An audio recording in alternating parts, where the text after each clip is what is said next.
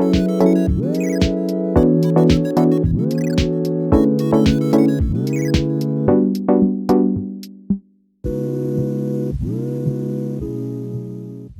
to the Super Game Brothers podcast. My name is David, and this is episode number 27, starting the second half of our journey to 50 episodes, which is kind of crazy. We're past 6 months. This podcast we do every single week about the board games and video games that we're playing as two brothers. So I'm always joined by my younger brother, Devin, the milkman himself. How are you, Devin? Oh, shoot, the milkman. Oh, because I drink milk. I thought it was my hat you were referring to. I'm doing fan-freaking-tastic. I'm breathing. Life is good. The sun's shining. Well, it was today, and I assume it will shine tomorrow. So all is well. I do think it will shine tomorrow, yeah.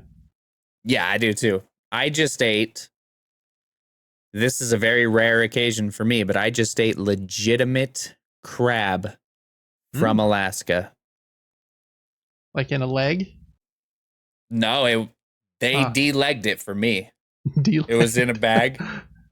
It was in a bag, and we put it, stabbed it with a fork, and just slopped it in butter. Wow. Do you like that stuff? I do like crab a lot, but I don't like dipping it in butter. What? I know. I have this weird thing. I don't like food that's too rich. So I don't like divinity. I think it's way too rich of a dessert. It's like overwhelming taste. And I like crab. I like crab and sushi. Every Christmas at my wife's house, they do a big crab dinner. And they buy like a ton of, what's it called? King crab or snow crab? I don't remember. And they'll just have like 100 pounds of crab legs that you actually crack open yourself and you eat the meat out of them. And everyone else is dipping it in butter. But I just like the crab. Like all the butter in it, like it's so freaking rich. It is rich. Crab. What a strange texture too. It's a weird thing. Yeah. Like a lot of seafood has really weird textures. Like calamari is weird. Shrimp is super weird. Mm-hmm. It's all weird. Fish are weird. Fish are weird. I love it though. Whenever we go to get sushi, I always get a couple octopus nigiri pieces. And I really love those. It's really chewy though. I'm down. Like it. It's like a Haribo gummy. Yeah. That's amazing. Our uncle was just up in Idaho and he got a fish in this like some pond place. I don't know where it was, but he caught 3 trout. One of the trout is 33 inches long and 13 pounds. It is a big freaking fish. It was from like midsection to like almost his eye to his midsection hanging. Wow. I didn't know trout could get so big. Everybody's out killing crabs and killing fish this weekend. Yeah, it is true. We kind of aren't very nice to the fish. We let them like repopulate in the water and then we just scoop them out and kill them all and eat them. Yeah, and then we take all the credit for the size they are. We're like, look what I did. Yeah. I caught the big one. I do like fishing though. That's one of my favorite outdoor activities related to camping and hunting because I don't really like camping or hunting, but fishing is okay. I enjoy it for like, half a day or something. I agree. Know that it's a good time. I could go on a huge like week-long fishing excursion. That sounds like a little much, but yeah, I do like fishing. I'm excited, Evan, as a total subject change here. I'm going to keep a count of how many trains we hear today. There was an article in the news that said that some of the, they call them, can't think of the name in English, but in Danish it's the bomb. I think it's the little thing that comes down to block you from... Bomb? Yeah. What is it called in English? The railroad things that come down and stop you from going on the railroad tracks. Railroad bars. Railroad bars. Some of those weren't functioning for some reason. And so to make sure that they're trying to be as safe as possible, they're having the trains honk as much as possible before every single intersection. And I live right next to an intersection. So every train that goes by has just been blasting that horn. So we'll see. We might hear a Wow. good dozen. I heard a fun fact about Denmark recently, and Hmm. I'm going to get the terminology wrong, but basically what they were saying was Danish people are so good at working with each other and are so pleasant to be around that they usually have bigger friend groups and more colleagues and coworkers that they are friends with than any other country. They'll have like friend groups of like 10 to 20 where other people are like, I have 2 good friends, that type of thing. I was like, that's very interesting because we're Danish, but I work in my closet and don't talk to anybody all day. We're Danish in like heritage, but American and all in Right. social social life. But yeah, I do think Denmark is a more social country than us. They like to have their parties, go out to the pub or to the discotheque and to the club. They're clubbing. They're like Ireland. I think so. With When the I was big there, I wasn't pints. really out clubbing, but so I'm not 100% sure. But yeah, they do seem like a very social place. So I could see that. We should be more like that in America, but we're not. We see each other in the Walmart and we're like, don't look at me. Yeah. We both agree we didn't see each other silently. Right. And I'm afraid, like, if I look at you wrong, you might be packing heat. And that might be the last time I look at someone wrong. So. Yeah. Dude, I think it's this. I think there's this weird thing in the world where small talk exists too much. Yeah. Where if you see someone you haven't seen in a while, the first go-to thing you're saying is like, oh, what you been up to? Where you working? Did you get a house? Are you dating yet? And it's like, I don't want to answer those questions. If I see you, I want you to say something like deeper. I don't know, something different. I don't even know what that would be. But it gets old answering those questions, in my opinion. Yeah, I agree. It's like a checklist of, I need to make sure that they're married, because if not, I, for some reason, don't want to talk to them anymore. I don't know. I don't know what the purpose is of that, but it's probably like not done in a ill intention. Often people just generally want to know, like, oh, what's going on with your life? But they get a little too into it. Like, I'm going to ask him every question. What year did you graduate from, college? And what's your degree in? I don't know. Mm-hmm. I'm saying, what degree? I think it's 78 degrees outside. Yeah. That's exactly. Uh-huh. Yeah, I don't know. I don't know what people are doing, but that's a cool stat. I know that when I was living there, there was another stat about Denmark that they were generally the happiest country on earth. I don't know how they measure that. If it's like independent surveys or the percentage of people that are on antidepressants, I don't really know, but there were some data that said that Danes were the happiest people on earth. So those two things might go hand in hand. Happiness and friend group. So either I need to become happier to have more friends, or I need to have more friends and that will make me happier. Which one do you think causes the other? I don't know. Too many friends sometimes comes with a lot of expectation, I think. And like, That's you're true. always letting one of them down. And then he's mad at your other friend. And she said this to her. I don't know. Yeah. Maybe we do it right then. Just need like maybe so. That's funny. Well, anything else new in your life, Mr. Milkman Hat? No, just been focused on being healthy, trying to stay away from too many carbs in the form of bread, and working out and watching my horror movies. I just watched the weirdest movie called Flesh. Super weird. You know the guy with the metal arm in Marvel? Well, he's Winter in Soldier? it. Yeah. Yeah. And he like pretends he's going to go on a date with this girl. Well, he goes on the date and he's like just pretending. He's putting on a character, a face, basically, and takes her to his house and ends up drugging her. And she wakes up. She's like, oh my gosh, what are you doing? And he's like, actually, I'm going to tell you, but you're going to freak out. And she's like, oh no. And he tells her, I'm going to sell your meat. I'm going to cut pieces off of you, basically. And I'm not going to kill you yet.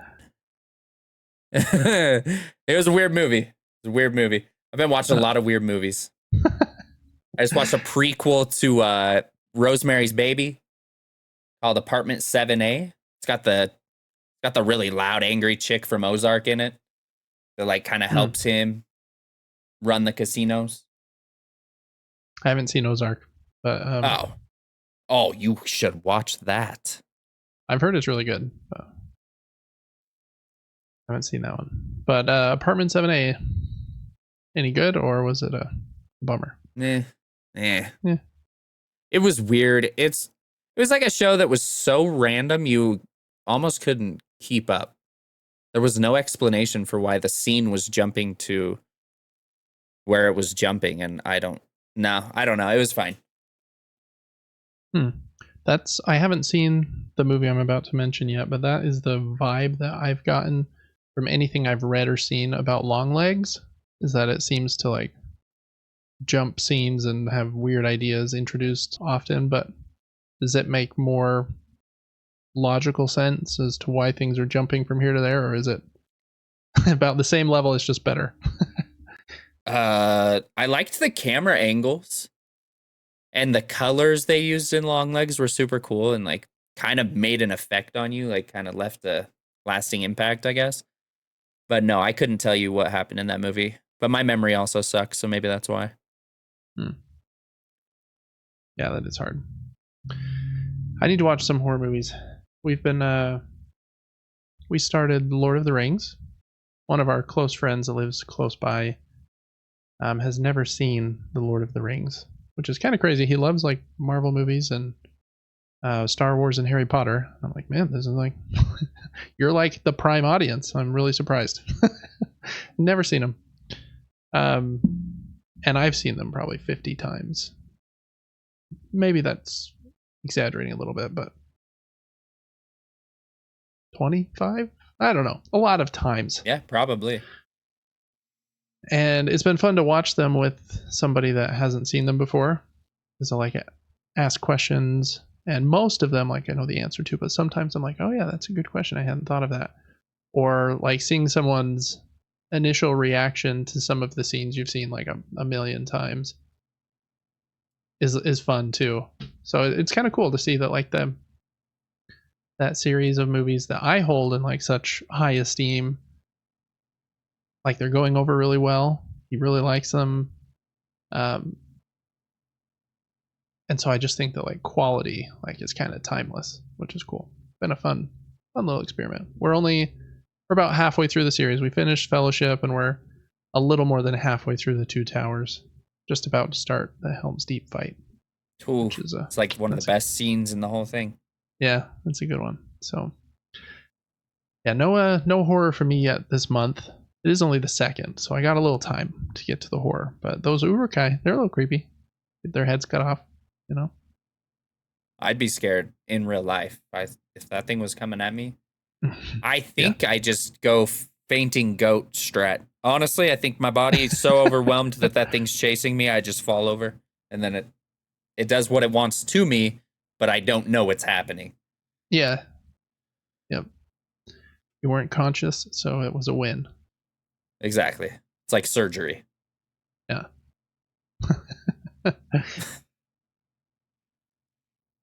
Cool. October's fun. I do like it when the weather starts to get a little cooler, which is nice. It's not so stinking hot. Got the Halloween and then Thanksgiving and Christmas vibes just back to back to back. It's a good time. Well, Devin, I don't know that I have much else new this week either. Got a lot of new board games. We'll cover or talk about some of them today, and I don't know. It's just been a good couple of weeks. Just busy at work too. I don't know. What do you say? Do we just jump in, or anything else you want to chat about? Yeah, I think we jump in. Yeah. Cool.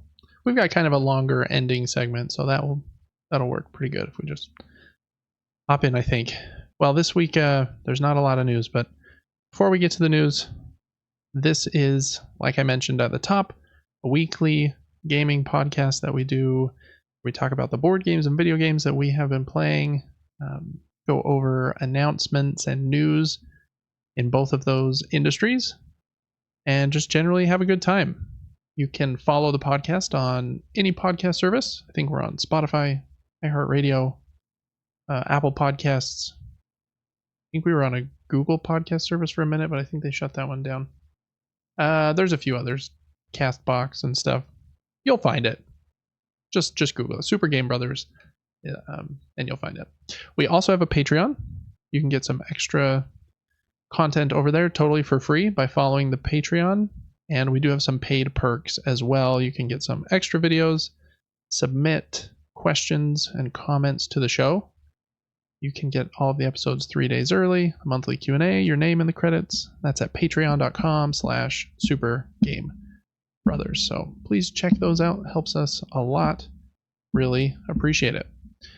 All right. Like I said, Devin, not a lot of news this week. There are 2 big conventions this week that kind of taken over, I think, all of the, conversation and the distraction from there being actual news.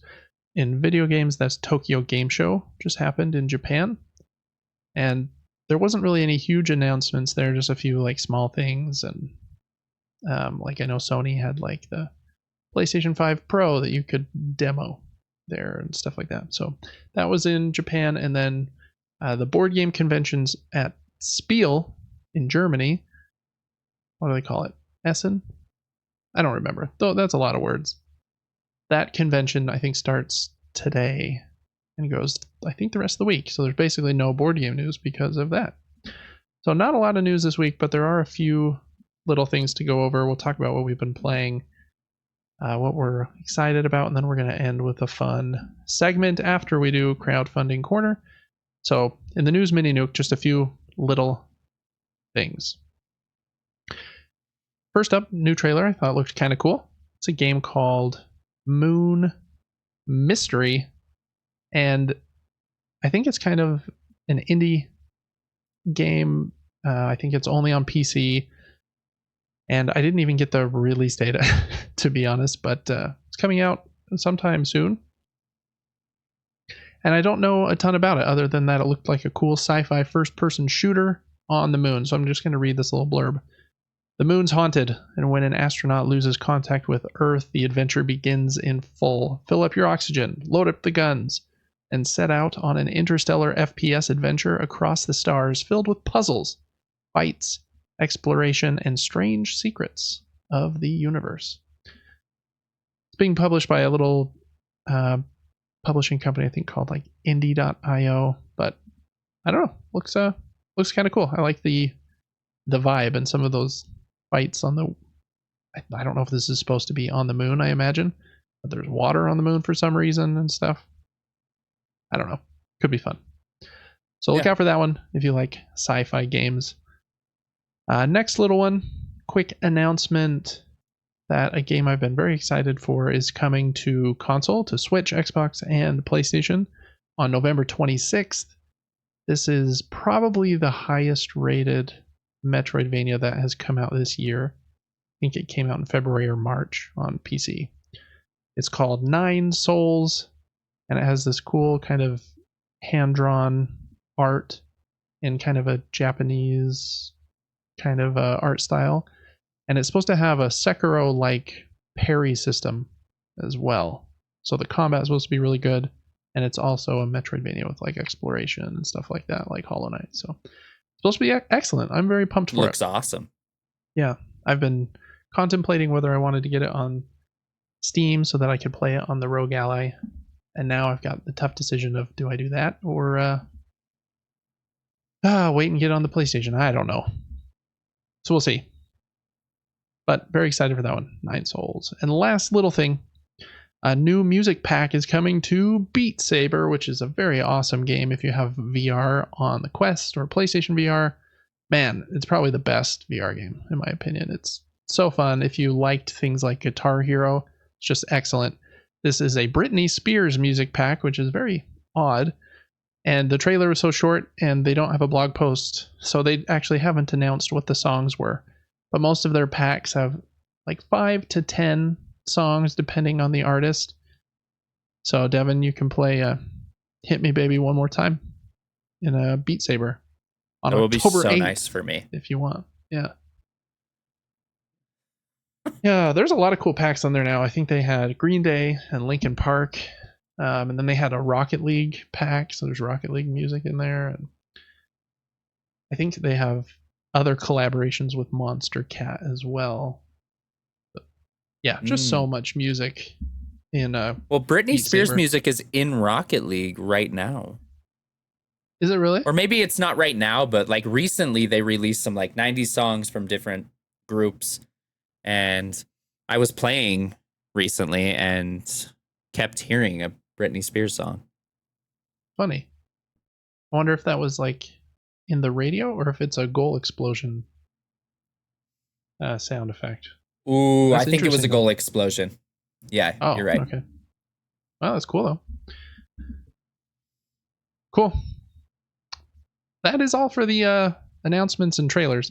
So next up, for new games that are free to subscription services, got just a few.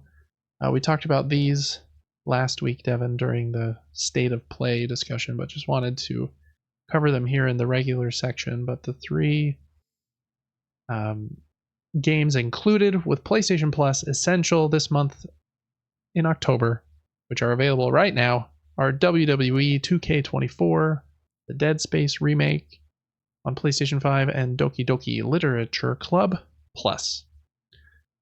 So make sure to add those to your library, because they will stay in your library as long as you have a PlayStation Plus subscription, so you could play them in 10 years if the world hasn't ended. Who knows? But there you go. So make sure to add those. And then another just recap of last week. The Last of Us Part 1, which is the PlayStation 5 version of The Last of Us, is now on the extra tier. So if you have extra or premium, you can play that pretty-fied version of The Last of Us. And if you haven't played that, play it. It's good. Very good. Alrighty. Xbox announced the first wave of games coming to Game Pass in October. And, well, yeah, let's go over those first, and then they had a little surprise as well. The 5 games are MLB The Show, a baseball game that is made by, what was the name of the team? I think it's San Diego Studio, who Sony owns, which is very funny that the Sony game is on Xbox, but it's really because Major League Baseball wanted their game on more platforms. It doesn't matter. This is a tangent. MLB The Show 24, I think, is the latest MLB game. Open Roads, which is an indie game, I think about kind of like a road trip. And I feel like somebody's riding a bicycle at some point. When we scroll down, we might see that. I think it came out like 6 months to a year ago. I think it's kind of a story game about this road trip. Then Sifu, which is a very cool but difficult game. I think once you like really internalize the fight system, some people are excellent at that with like all the. It's like a very unique button configuration as well, I remember. But yeah, pretty tough, but very fun and cool game. I think the company that makes it is called Slow Clap or something like that. But cool game. It was on PlayStation Plus like a year ago. Mad Streets is the next one. I didn't know much about this, but it says it's the kind of game that makes you crack a smile all while punching someone in the face. A physics-based party game meshed with a brawler. Which actually kind of sounds kind of silly. I don't know, might be fun. And then last up is Inscription, which is a card game. A digital card game. It's a lane battler. You have 3 lanes, and you're building your own little deck. And man, it's so good. Inscription rules. I think you would really like it, Devin. It's kind of like, it's a lane battler like the games we've been playing lately.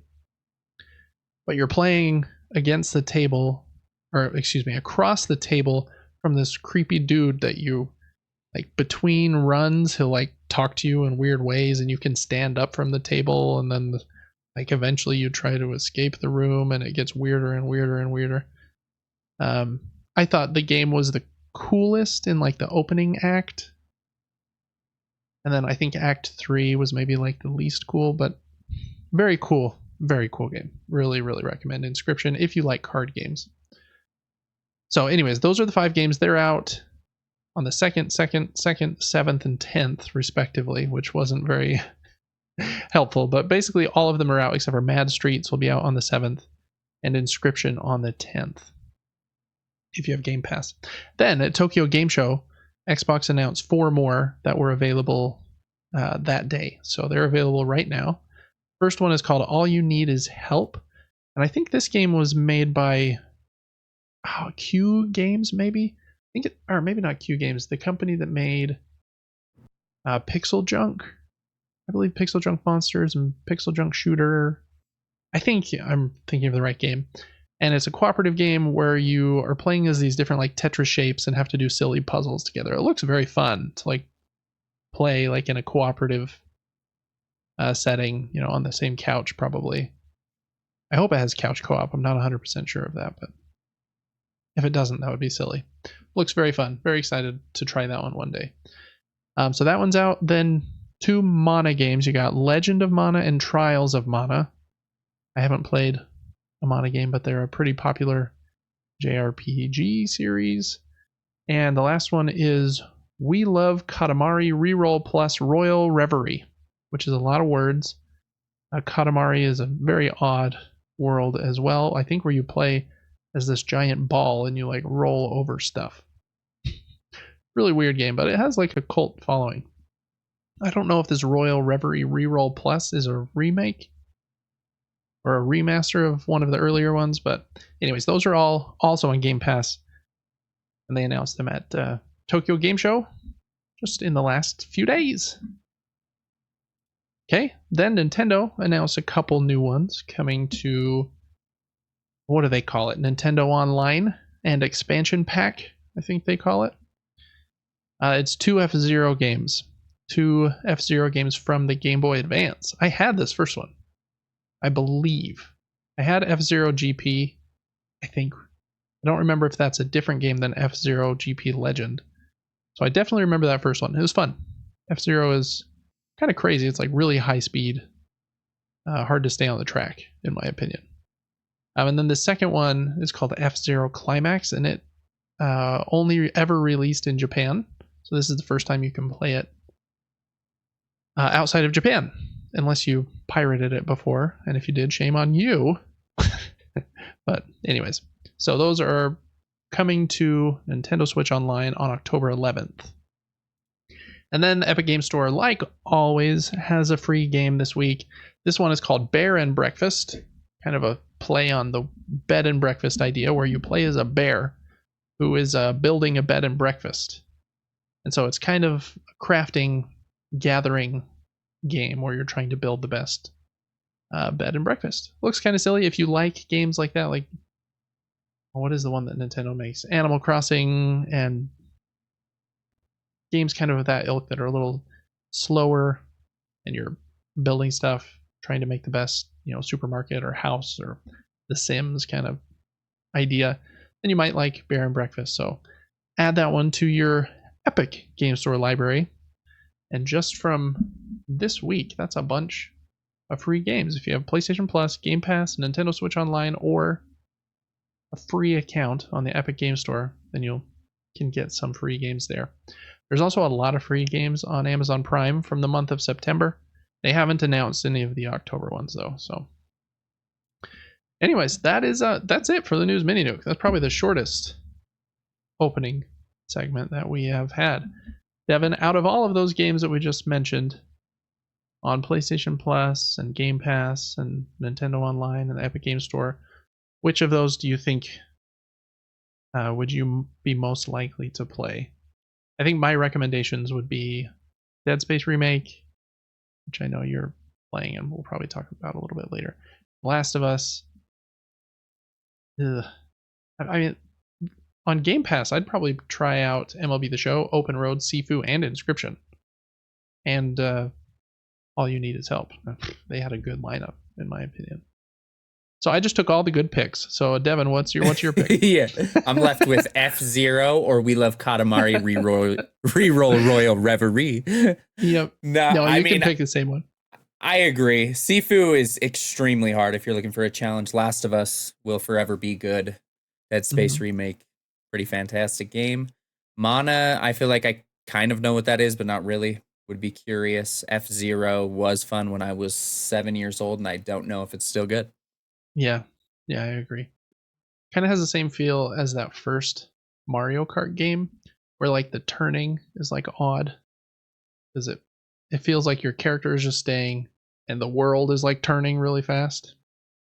Yes. I don't know how to explain that better than that, but it's kind of hard to see like what's around the corner and turn well. Anyways. All right, Devin, we've been playing quite a few games. I'm just going to really quick go over mine, and then I'll let you talk about yours in more depth. I've just been playing the same 2 games as last week. UFO 50, and I've played, I think, 8 or 10 of them. This first one, I just wanted to go over them really quickly. This one's called Attack Tricks, and you're like moving your little troops around on the left side of the screen, and every few seconds, you can't pause, they move forward, and the different troops do different things. You're trying to destroy the castle on the right before they destroy your castle. There's archers and dudes on horses. It's kind of a fun little puzzle, but it's a puzzle you have to solve fast because you can't pause it and like make a decision slowly. So it was kind of fun. I like that one, the tactics. The next one was called Kick Club, and it's kind of a platformer where you play as a kid with a soccer ball, and you're just defeating enemies by kicking that soccer ball up at all of them. I thought it was kind of fun. I made it pretty far actually on my first run. Kind of unique. And I like the silly artwork probably more than anything. All the enemies are like silly sports items, like a badminton shuttlecock and a tennis ball. That's called a shuttlecock? Sure is. No way. That's crazy. I think so. I didn't love that one. It's not my favorite. Next up was a super weird one. It's called Moon Cat. This game only has 2 buttons. You push a button on the right side of the controller and a button on the left side of the controller to run left and right. And then based on which direction you're running, if you push the opposite button, that one's jump. So if you're moving right, you're holding the right button, and then the left one is jump. But if you're moving left by holding the left button, then the right one's jump, which is really trippy on your mind for a minute. And then if you press jump again after you're in the air, you do kind of this like a slam, like imagine Mario's butt slam, and you can bounce on enemies. It's a very weird one. It seems like it has quite a bit of like secrets to like secret areas to uncover, but it's very difficult. Anyways, wasn't my favorite either. Next, I played Camouflage. I think I talked about this one a little bit last week. I really like this one. It's a puzzle game where you play as a chameleon, and you have to get past all of these animals that are trying to eat you, like frogs, and I can't remember what other animals besides frogs now, but and those frogs have like a line of sight forward, and if you get in their line of sight when you are not the same color as the ground you're on, they see you and come eat you. So you have to, like, you can push a button to camouflage and turn the color of the ground that you're on. So you have to be a little smart about like, okay, I'm going to go here and turn purple and then go down this lane and he won't see me, and then I'll turn green and then I'll go over here. So it's very much a puzzle game. And there's some extra like things you can get in the level. Like if you save the baby chameleon, then hooray. If you get all of the oranges, then you like 100% completed the level. That one's really fun. Just a fun kind of puzzle game in my opinion. The Big Bell Race. This one's kind of a one screen race where you're in this little ball spaceship and you're going around tracks, and you can push a button to smack the other spaceships that are flying around. I like this one quite a bit. I wish that and maybe there are like difficulty levels. Maybe if I get farther, the AI will get a little better. I found it fairly easy to beat them on these races, even though there are some kind of like Mario Kart like power-ups, and they'll hit you. But that one's pretty fun. I like just zipping around the tracks. Next is pin golf. This is a kind of, again, a one screen like golf game. Reminded me of Super Stickman Golf. If you've played that game on the iPhone, it's a fun golf game. And this one's hard though. I really struggled with this one. I like didn't even get on the leaderboard in like 10th place. So I need to get a little better at pin golf. Overbowled was next. This was one of my favorite ones. This one is, and I think Devin, yeah, there you go. There it is. This one is a roguelite kind of twin stick shooter where you start every run with like the basic equipment and you're in a room like a gladiator, like a sci-fi gladiator with a weapon, and you have to shoot all these enemies. And then you earn money, and between the different levels, then you're buying better guns and more health. And you can do this cool thing where you can say, yeah, I'm feeling, you can see the enemies that are going to be in the next room.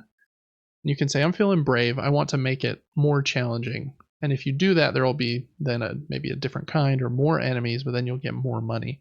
So you can kind of push your luck a little bit. And then if you die, you start back over. So that one's fun. I really like Overbold. Next up, Pilot Quest. This one takes the pilot from the Big Bell Race, that one with the little spaceships. And the spaceship has crashed. And then you play as the pilot on some crashed planet that he's on. And it's a really weird one. It's I think they call it an idle game. And I think it's not this one actually, Devin. Oh, there you go. Yeah, you got it right here. Nope, not that one either. What'd I do? Scroll right a little bit more. It's probably going to be quite a few. Not Rakasha. Keep going. Right, Pilot here we Quest. are. There Here we go. Yeah, so you play as this dude, and he's got like a yo-yo, like, and so when you push the yo-yo button, much like in Zelda, like swinging your sword, he throws his yo-yo out, and you can hit enemies. You crash on this place, and there's kind of this home base, and in your home base, it's called an idle game, I think, which is something like Clash of Clans, where you've got like this little home base that you build a building, and that building will generate jewels, like 1 jewel every 10 seconds or something. And then you build another base, and now you're getting 2 jewels every 10 seconds. And so you've got this idle game element at the home base, and one of the resources is meat. And then you spend that meat to go out into the world and fight the stuff I just showed you, or was just talking about. I think it's swapped to a new one at this point, but and so it's really tricky. You have to, like, for every piece of meat, you get 60 seconds added to your clock. But then every time you get hit while you're out there, it subtracts 30 seconds.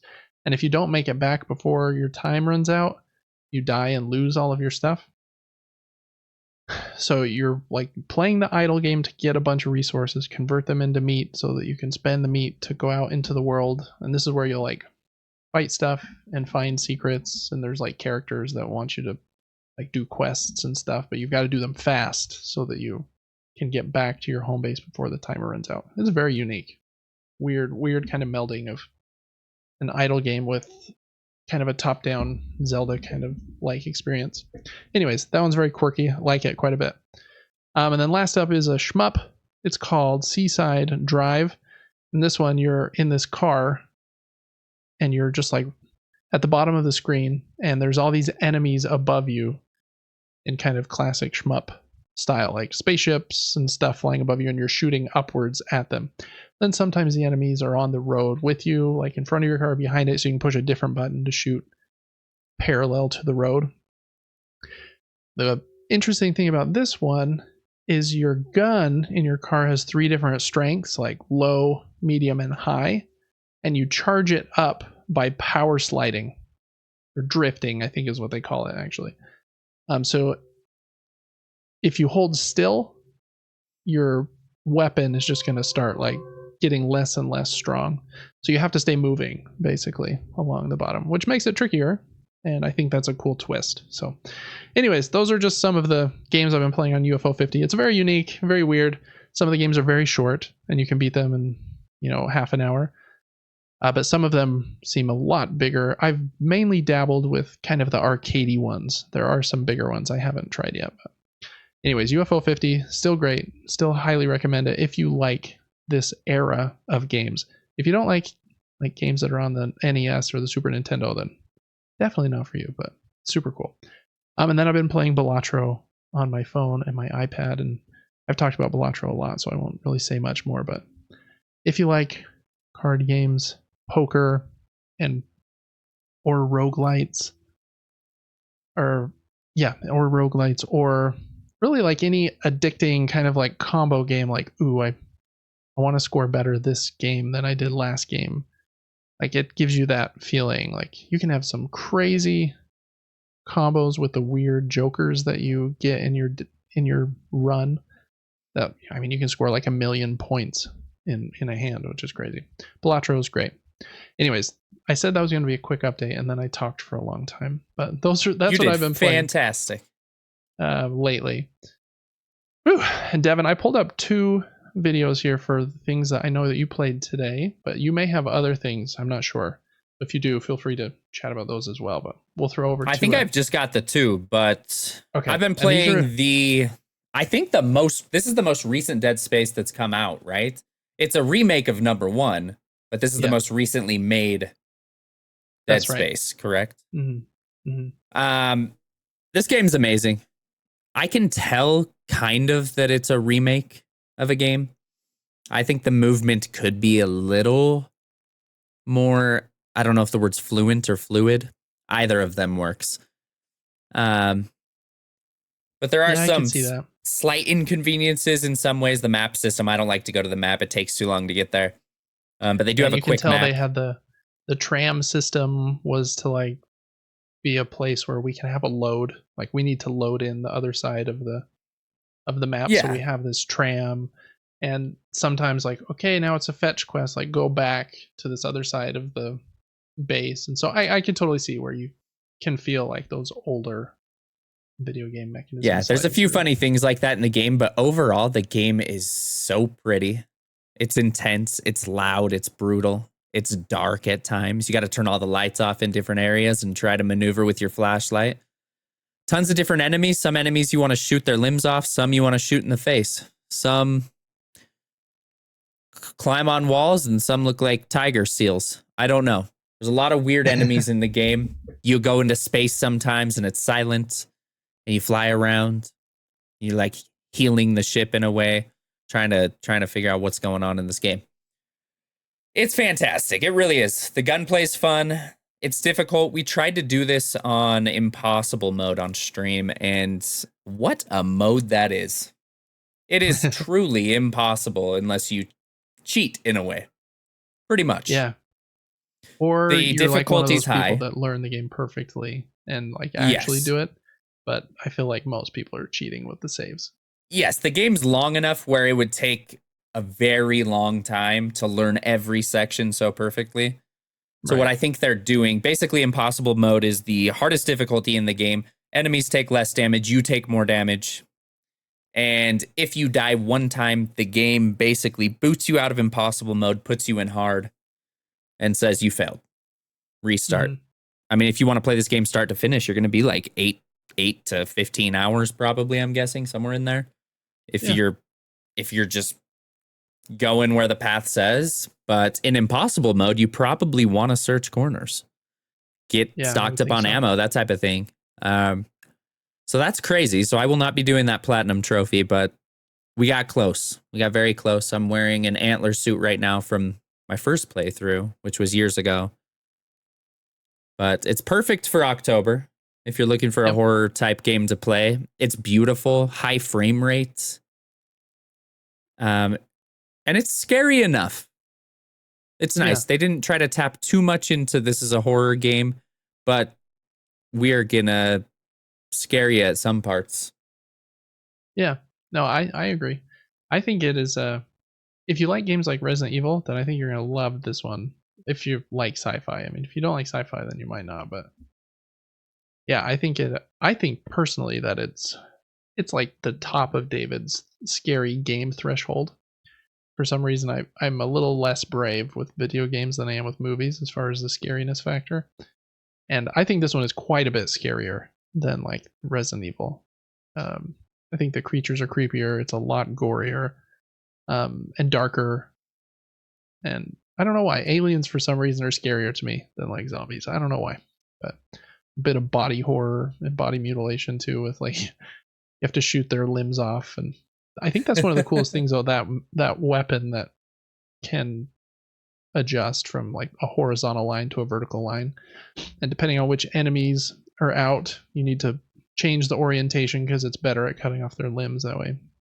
Super cool idea for a horror game. But yeah, if you're okay with gore and can handle some pretty scary moments, in my opinion, I think it's really great. Really, really good. Yeah, fantastic. Highly recommend this game. I don't really know what else to say about it. You just got to try it, and don't do what I did. I forgot to do new game plus when I restarted the game and just restarted an entire new game, and I wish I wouldn't have.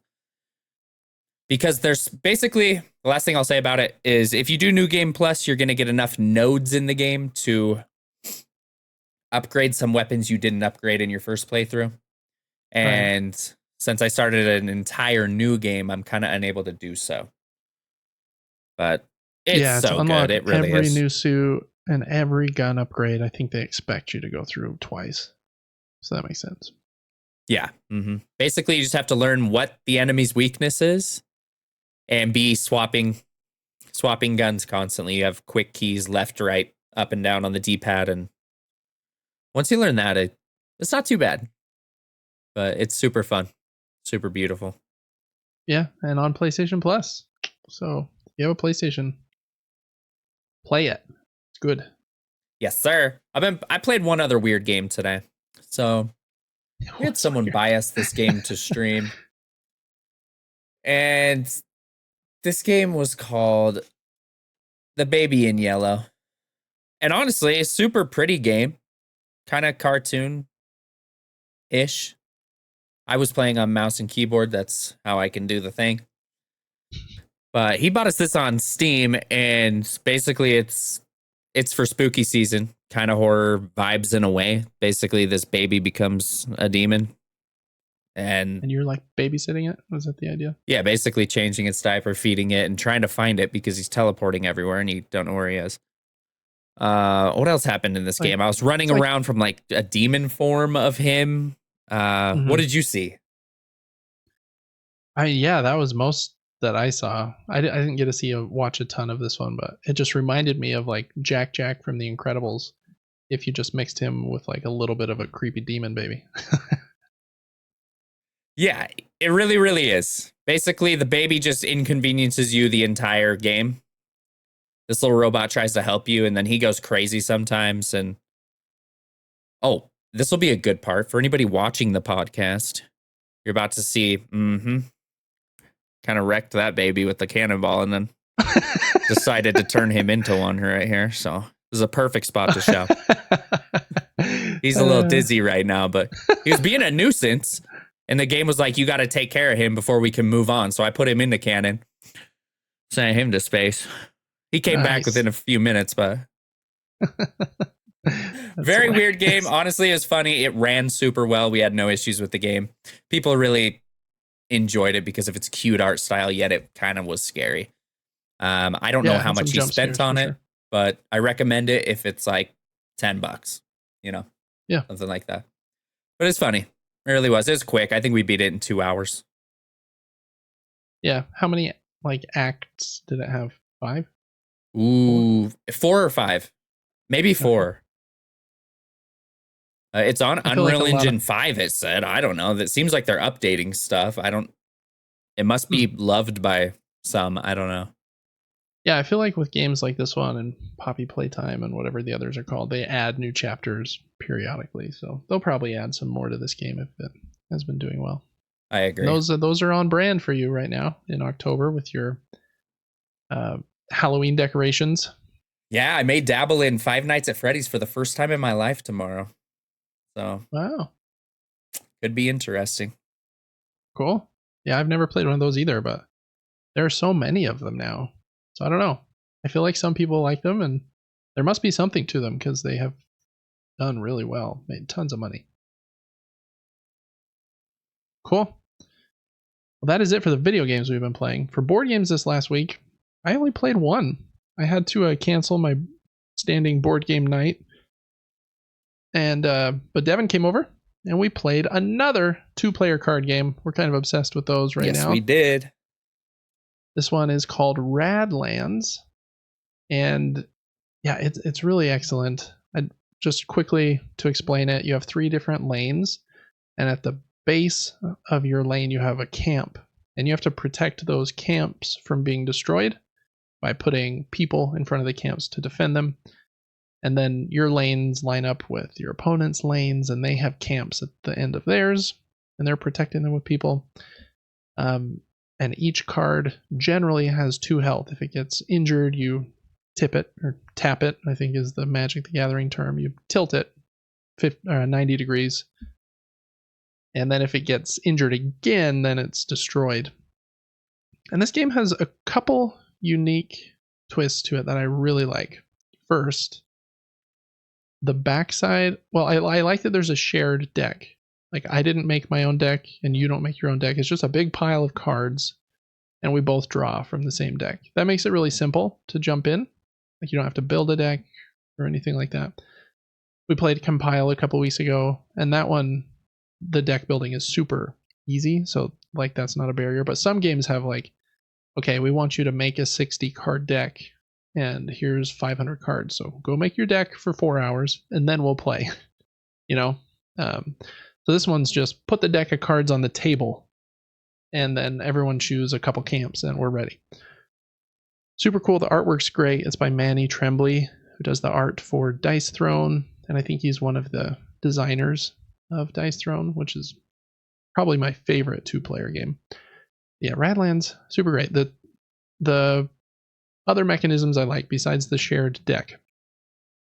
You have water that you can use on your turn, generally 3 of them, and they are your action points, and different cards will like attack or let you draw a new card for 2 water, or yeah, you use the water to do everything. It's kind of nice that you just have a system with 3 action points and you can spend them however you want. And then on the right side of your 3 lanes, one of the, in my opinion, the coolest part of this game is the event column. And it has 3 different rows with a label 1, 2, and 3 on them. And at the beginning of your turn, any events that are in position 1 will go off, and any events in position 2 or 3 will slide forward. And so some events get put in play like at line 1 and will trigger next turn, and some of them are better and will be in line 3 and will take a couple more turns before they will trigger. And so being able to see what events your opponent has lined up is really cool.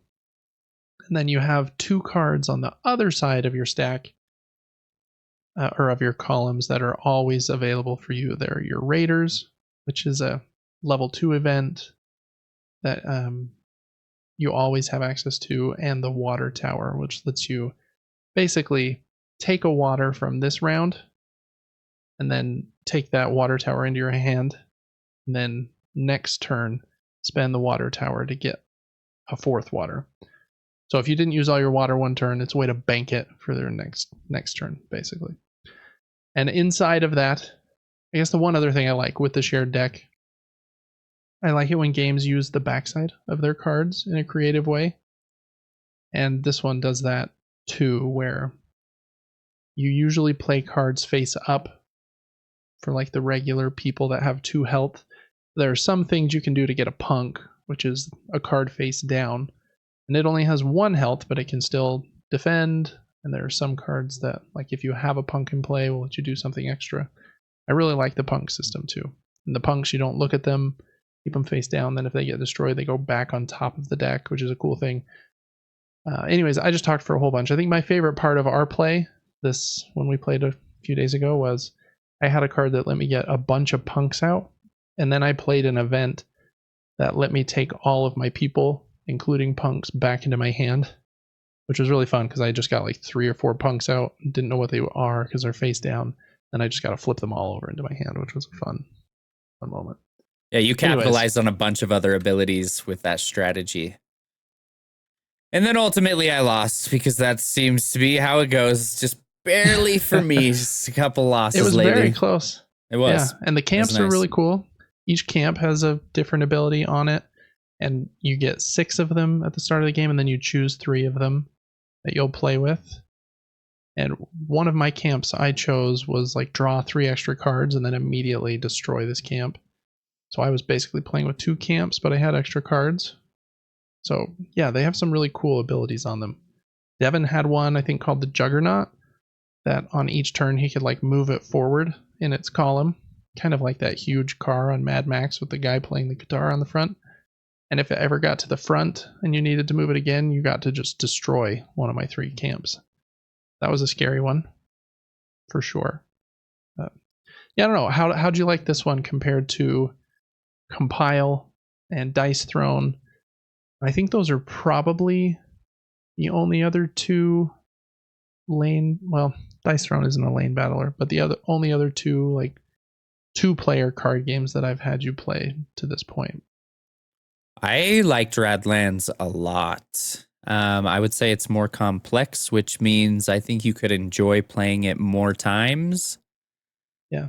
Than the other one. Than Compile. Compile is different where if I'm in lane 1 and you're in lane 1, I know what cards you've placed in lane 1. You're really not attacking me in opposite lanes. We're just attacking in the one.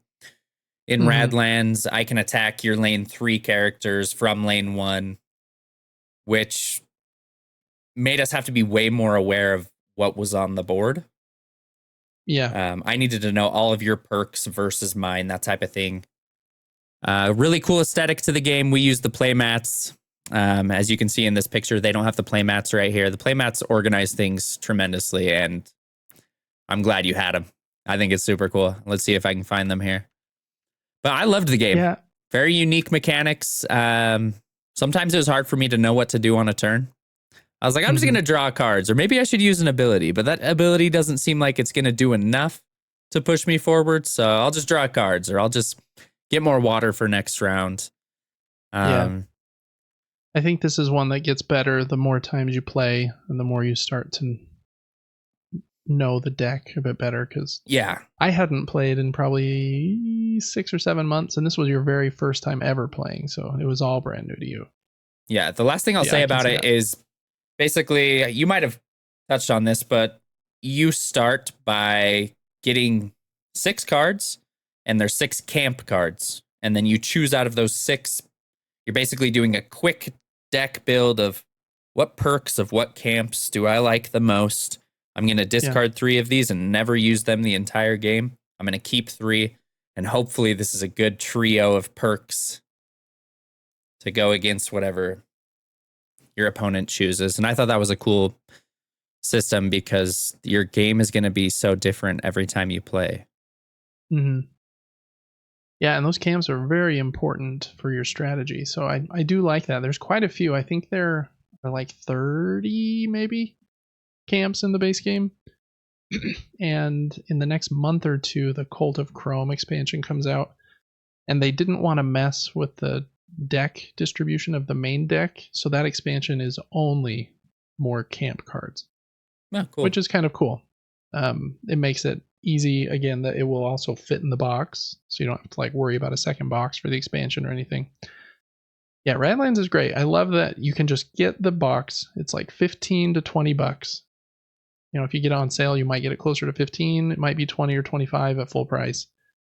And inside that box is everything you need to play. There's like nothing extra, no booster packs or anything. And you can just play like that, and you don't need the playmats. It has the water tokens and everything, and with 3 lanes in the event line, like, it's not too much to visualize in your head. And like the first 5 times I played the game was without the playmats. And you can totally do that. But I do think the playmats add just kind of to the aesthetic. They look really cool. Has a spot for everything. I think it helps a new player to know a little bit like, what can I do with my water on my turn? There is the player aid card, which is helpful, so you do know what you can do, but It just is printed right there, like spend 2 water to draw a card. You're like, oh yeah, I forgot I could do that.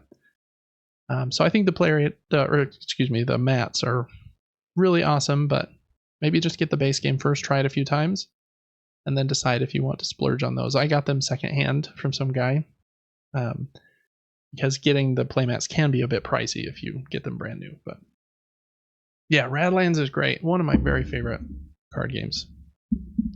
So anyways, that's it for the board games, though, that we played this week. Like I mentioned, just kind of a slower week for news, so we don't have a lot in the news section. But before we get there, really quickly, just covering what we are excited for this coming week, or coming weeks, I guess is fine. Really quickly, I'm just gonna, let's just hop into, you don't even need to pull up these links. I'm excited to play more UFO 50. We went over those like 9 games, and that's less than 20% of UFO 50, if my math's correct that I'm doing in my head here live. Just a cool idea to have that many different experiences in there. And then Balatro being free on Apple Arcade, everyone needs to try it. It's so fun. Just an excellent card game. So anyways, those are the 2 video games I'm pumped to play. Devin, I know that you are probably getting pumped for Silent Hill. I think it's like 6 days away. Is that how close we are? I think so. Silent Hill release date. Here it is here. October 8th, 2024. Yeah. I will be playing this the second it comes out. I hope it's great. We kind of talked about it last week, but it seems Don't like be a dud. Yeah, the latest previews that went up were pretty positive, so fingers crossed for that one. As for board games, I had quite a few come in this week, so I'm pretty excited to play a lot of things. I'm just gonna, Devin can pull them up on the screen if he wants, but I'm gonna also grab them here. Got Empire's End. Got it like at a great price. Very excited to try this one. Devin, have I ever had you play the small card game No Thanks, where you put the little black stones on the cards instead of taking them? Yes. Yep. Mm-hmm. Okay. Very fun little card game that you can play in 10 minutes. No Thanks is great. You can kind of play it with anyone. Empire's End is basically, if you took No Thanks and made it a little bit bigger of a game, you have 11 different like buildings in your empire, but a bunch of disasters are like right on the verge of happening. And so your empire starts like worth a ton of points, but every time one of your buildings gets destroyed, it gets flipped over, and you won't get to score those points if you aren't able to repair that building by the end of the game. So how the game works is generally a disaster card will come out, and you have to put a resource on it in order to not take it, just like in No Thanks. Or you take it and it will destroy one of your buildings. There is a little bit more going on. Then you get to tuck that disaster card, and it'll have some new ability, and you can do some actions to repair those buildings. It has this cool kind of fight mechanism where everyone will put some of their axe resources in their hand and then reveal them simultaneously, and whoever played the most wins the fight. And you keep your resources behind a shield. So there's a little bit more going on. Very famous designer. He did what's the horse racing one? Ready, Set, Bet and Space Base. And he's done a lot of other games, but those are probably 2 of his most famous ones. Very excited to play that one. Other than that one, we got Beacon Patrol. This is a very like chill, zen-like cooperative game where you are playing as kind of like the Coast Guard, I guess. And you are, I almost said driving, but you're sailing around in your little boat, playing tiles to discover as much of the ocean as you can. And you can play 1 player or up to 4. And it's a cooperative game, which I don't generally like, but this one is like, it's short and simple and gives me kind of like King Domino vibes, where you're placing a tile down, doing something, and trying to score in a cool way. So excited to try that one too. Then I got a brand new game from one of my favorite game companies, Devere. This is called Cities. This one probably reminds me of a, well, yeah, not exactly actually. It's a drafting game where you are taking cards, tiles, and these cool building pieces and making your own little city. It's a pretty simple game, even though it looks a little bit like color overload when you see it, because there's like buildings of 4 different colors and stuff. But yeah, it's been very popular. It was on the that Essen SPIEL board game geek list. This one was very high on there, so I'm very excited that one just delivered too. Pumped to try that. And I've already talked about Andromeda's Edge. I'm very pumped to continue to play that. Have it here behind me. I got one more cooperative game. Who am I? I say I don't like them, but I decided to try 2 new ones. This is Bomb Busters. And in this one, you are trying to defuse a bomb so it doesn't explode together with the people you're playing with. So you have a bunch of these wires in a tray in front of you, and you have to use logic to cut the right wires from your teammates' trays.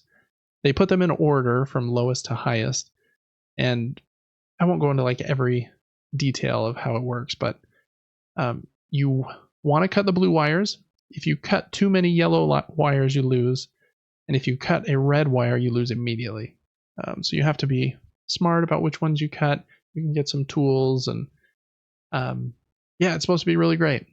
It has, I think, 66, yeah, it says right here on the box, different missions in the game. So the first 7 are like the tutorial, and then number 8 is like, this is the full base game. And then from 9 to 66 are like, you take on different bosses, I think, because they're in like different box, like hidden tuck boxes that you're not supposed to open until you get to that scenario. And I don't know, I haven't looked at them obviously, but some of them are like, do it, defuse this bomb within a time limit, or this time you can't talk to each other. So there are different scenarios like that, kind of like games like The Crew. It's supposed to be very fun. Very excited to try Bomb Busters as well. So got a lot of deliveries this week, Devin. Too many games to play. I need a game night tomorrow to be 12 hours long so we can play them all. But I saw Bomb Busters and Cities. They both looked interesting to me on the Spiel site. oh, did you? Yeah. Yep. I did. Yeah, they're both brand new and have a little bit of buzz, so I'm excited to try those. All right, Devin. First item of video game news at Tokyo Game Show. I think it was Ken, the name Kataguri, maybe.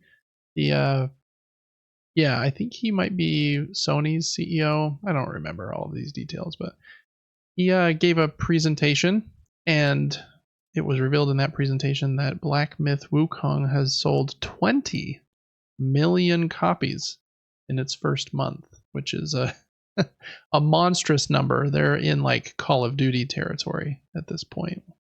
Just a massive, massive success. I think pretty well deserved. The game is very fun. I have enjoyed what I've played. I know you finished it. I think you've beat every side boss and everything too. So yeah, just not much else to say. I don't think a lot Fantastic of it seems game. like. I do. Sorry, I had to cut you off. I do have one thing to say. I saw an interview, and this guy said, I don't know what it was about Wukong, but it just instantly had mad support from everyone. Everyone wanted it to work so bad, and it got so much hype.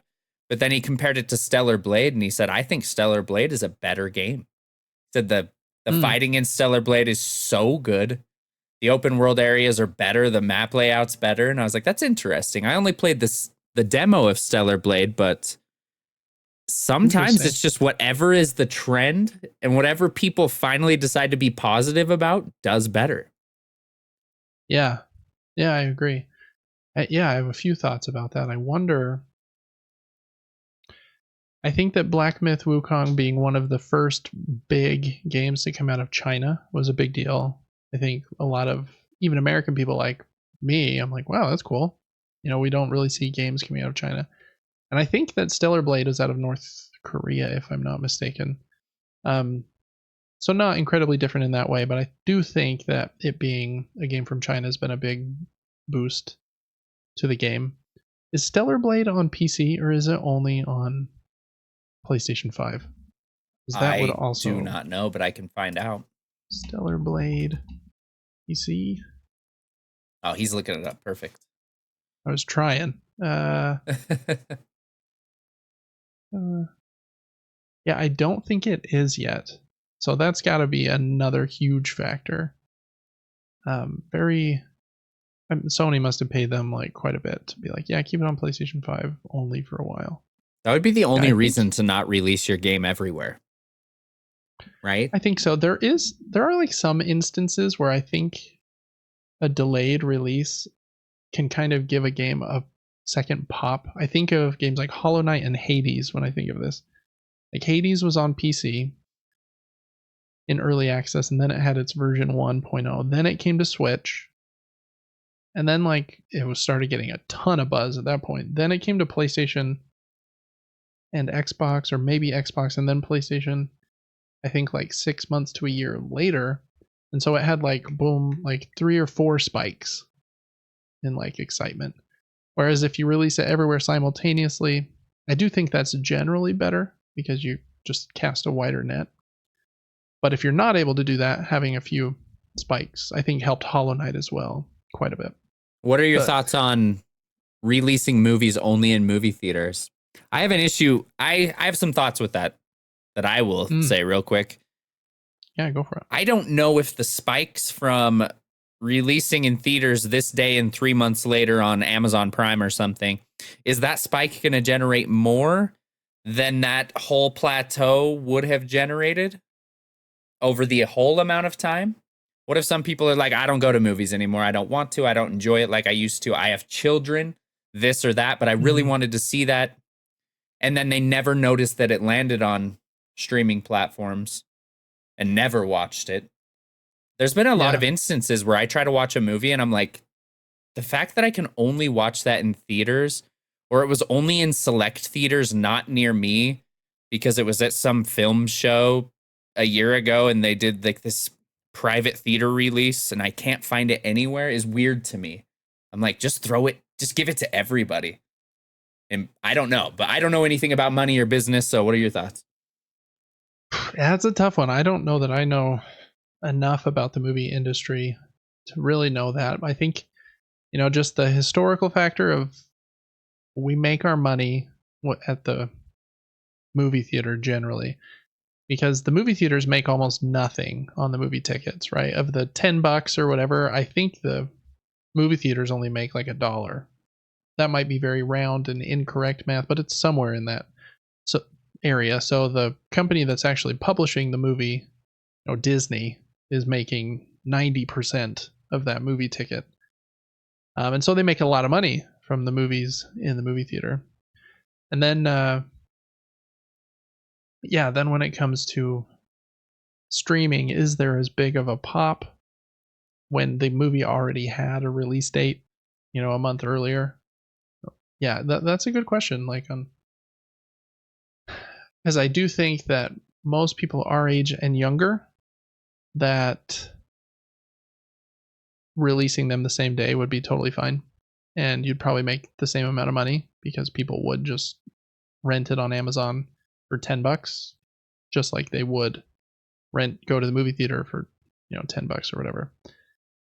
But I wonder if there are enough people of like the older generations that just are never going to rent something on a digital service like that are going to movies. I think of grandma and grandpa or something like that. Not that they go to the movies often, but I don't know. I think there is a contingent, probably an older one, that is more movie theater focused. That would be my guess. Because I do think some movies would benefit from it being both, but it's probably hard to diagnose beforehand. Like, is this movie going to be one that will do better if we release it both places immediately, or will this movie do better if we stagger them a little bit? I feel like for a minute the staggering was really short. Like the movie would hit movie theaters, and then like 3 weeks later it was on stream, like a streaming service like Prime. But I feel like they're starting to stretch it back out a little bit, like 2 months or 2.5 sometimes. Right. Deadpool and Wolverine. I mean, that came out a while ago, and I think that's just now landing on streaming platform. Yeah. And they probably make that decision a little bit like based on how well it's doing in the movie theater. Like if it's doing really bad, then 2 weeks later they'll put it on streaming. But if it's making a ton of money like Deadpool, then they probably want it to stay there exclusively for as long as possible. Yeah, I don't know. Those are kind of my thoughts. I don't know the perfect scenario. I really like going to the movies, but it is hard. As soon as you have kids, like it's hard to do. So I kind of hope that they don't fully go away, but I would be totally fine with day one it's in both places, because then I would have the choice.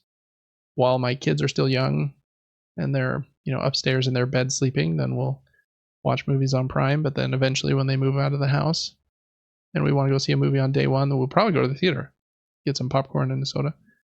I don't know. That's a tough one. And games are a little bit different, but some parallels can probably be drawn there. The other thing I was going to say about a Black Myth Wukong versus Stellar Blade, I think the PC thing and the China thing are very big factors into why it sold 20 million, where Stellar Blade has not, for sure. I know they announced 1 million at one point. They might have announced 2 million as well. I can't remember, but I wonder, and this is just a theory, because I think this is changing slowly in the movie industry. In movies for a long time, having a PG-13 movie generally meant that it would make more money than an R-rated movie. Just because your audience is bigger, casting a wider net, kind of like I mentioned. Nowadays, you see examples of that not being the case, like with Deadpool, which is doing very well. And things like Oppenheimer, which was rated R, but most of the big, like huge, Marvel movies or Titanic or Avatar, the movies that are making $2 billion plus, they're all PG-13. And I wonder if Stellar Blade's like over sexualization of the main character and it being like a hard M, whereas Wukong is technically rated M, but it feels like a PG-13 game, in my opinion. There's a couple cuss words and a little bit of blood, but it's not F-bombs and a half-naked chick. So, I don't know. That would be another thought I would have as to just the reach of the games. But anyways, cool for Black Myth Wukong. It seems like I think they said that they are working on a DLC pack or something for the game that I think will be out next year. I imagine they're also going to do a sequel, or maybe not even a sequel. Maybe they just do an entirely new game. But Game Science is probably going to have a pretty big following after this, I would imagine. So good for them. Very cool. Love it when games sell well. I wish I could make something that would sell 20 million units. Oh my gosh. and yes. Make, $1.50 per unit or something. Because that company, the game's $60. They sell it on PlayStation and Steam primarily. PlayStation and Steam take 30% of whatever you sell on their platforms. So if they've sold 20 million copies, not all of them would be like full price necessarily, but I don't think it's been on many sales at this point. But you could probably get a copy from like CD Keys or something for slightly cheaper. But let's just say, so we got 20 million copies times $60. I'm gonna guess that's 800 million. Yeah, so that's $1.2 billion. And then if you times that by 0.7, which is what they would earn, that's $840 million. So a nice closing in on $1 billion in money's made from crazy Black Myth Wukong. It is crazy. That's like top echelon of amount sold. Like I can't remember for sure, but I think that's like more than The Last of Us has sold more than, I think Spider-Man sold more, but that's probably like in God of War range and like what Call of Duty sells like every year. Like that's very upper echelon. The only kind of echelon above that is like Nintendo and Rockstar. So I don't know, kind of crazy. Next up, just a very, very small one we can go over very fast. Nintendo, continuing its series of litigation, reached out to a company called Ryujinx, who was working on a Switch emulator, and the guy didn't give many details, but basically said, "Hey, I'm taking this offline after being contacted by Nintendo." And I think the note he said there, "I think it's safe to say what the outcome is." End quote. Basically, they told him they would sue him for millions of dollars if he didn't take the thing down. So, anyways, that's been shut down too. Seems like they really want that tied up before the Switch 2 comes out. Hey, he got his name out there though. Imagine you send Nintendo an email, you ain't getting a response. You rip them off. You rip them off, and they're like, "Oh, we want to know you now." Heck yeah. Yeah, maybe he got a job offer. Yeah, truly. It's like one of those black hat hackers. What do they call it? White hat? I don't remember. Doesn't matter. All right, that's all the video game news this week, though. So just those couple little items. All right, Devin, that is going to take us to crowdfunding corner for board games in crowdfunding whose campaigns end in like the next 2 weeks-ish.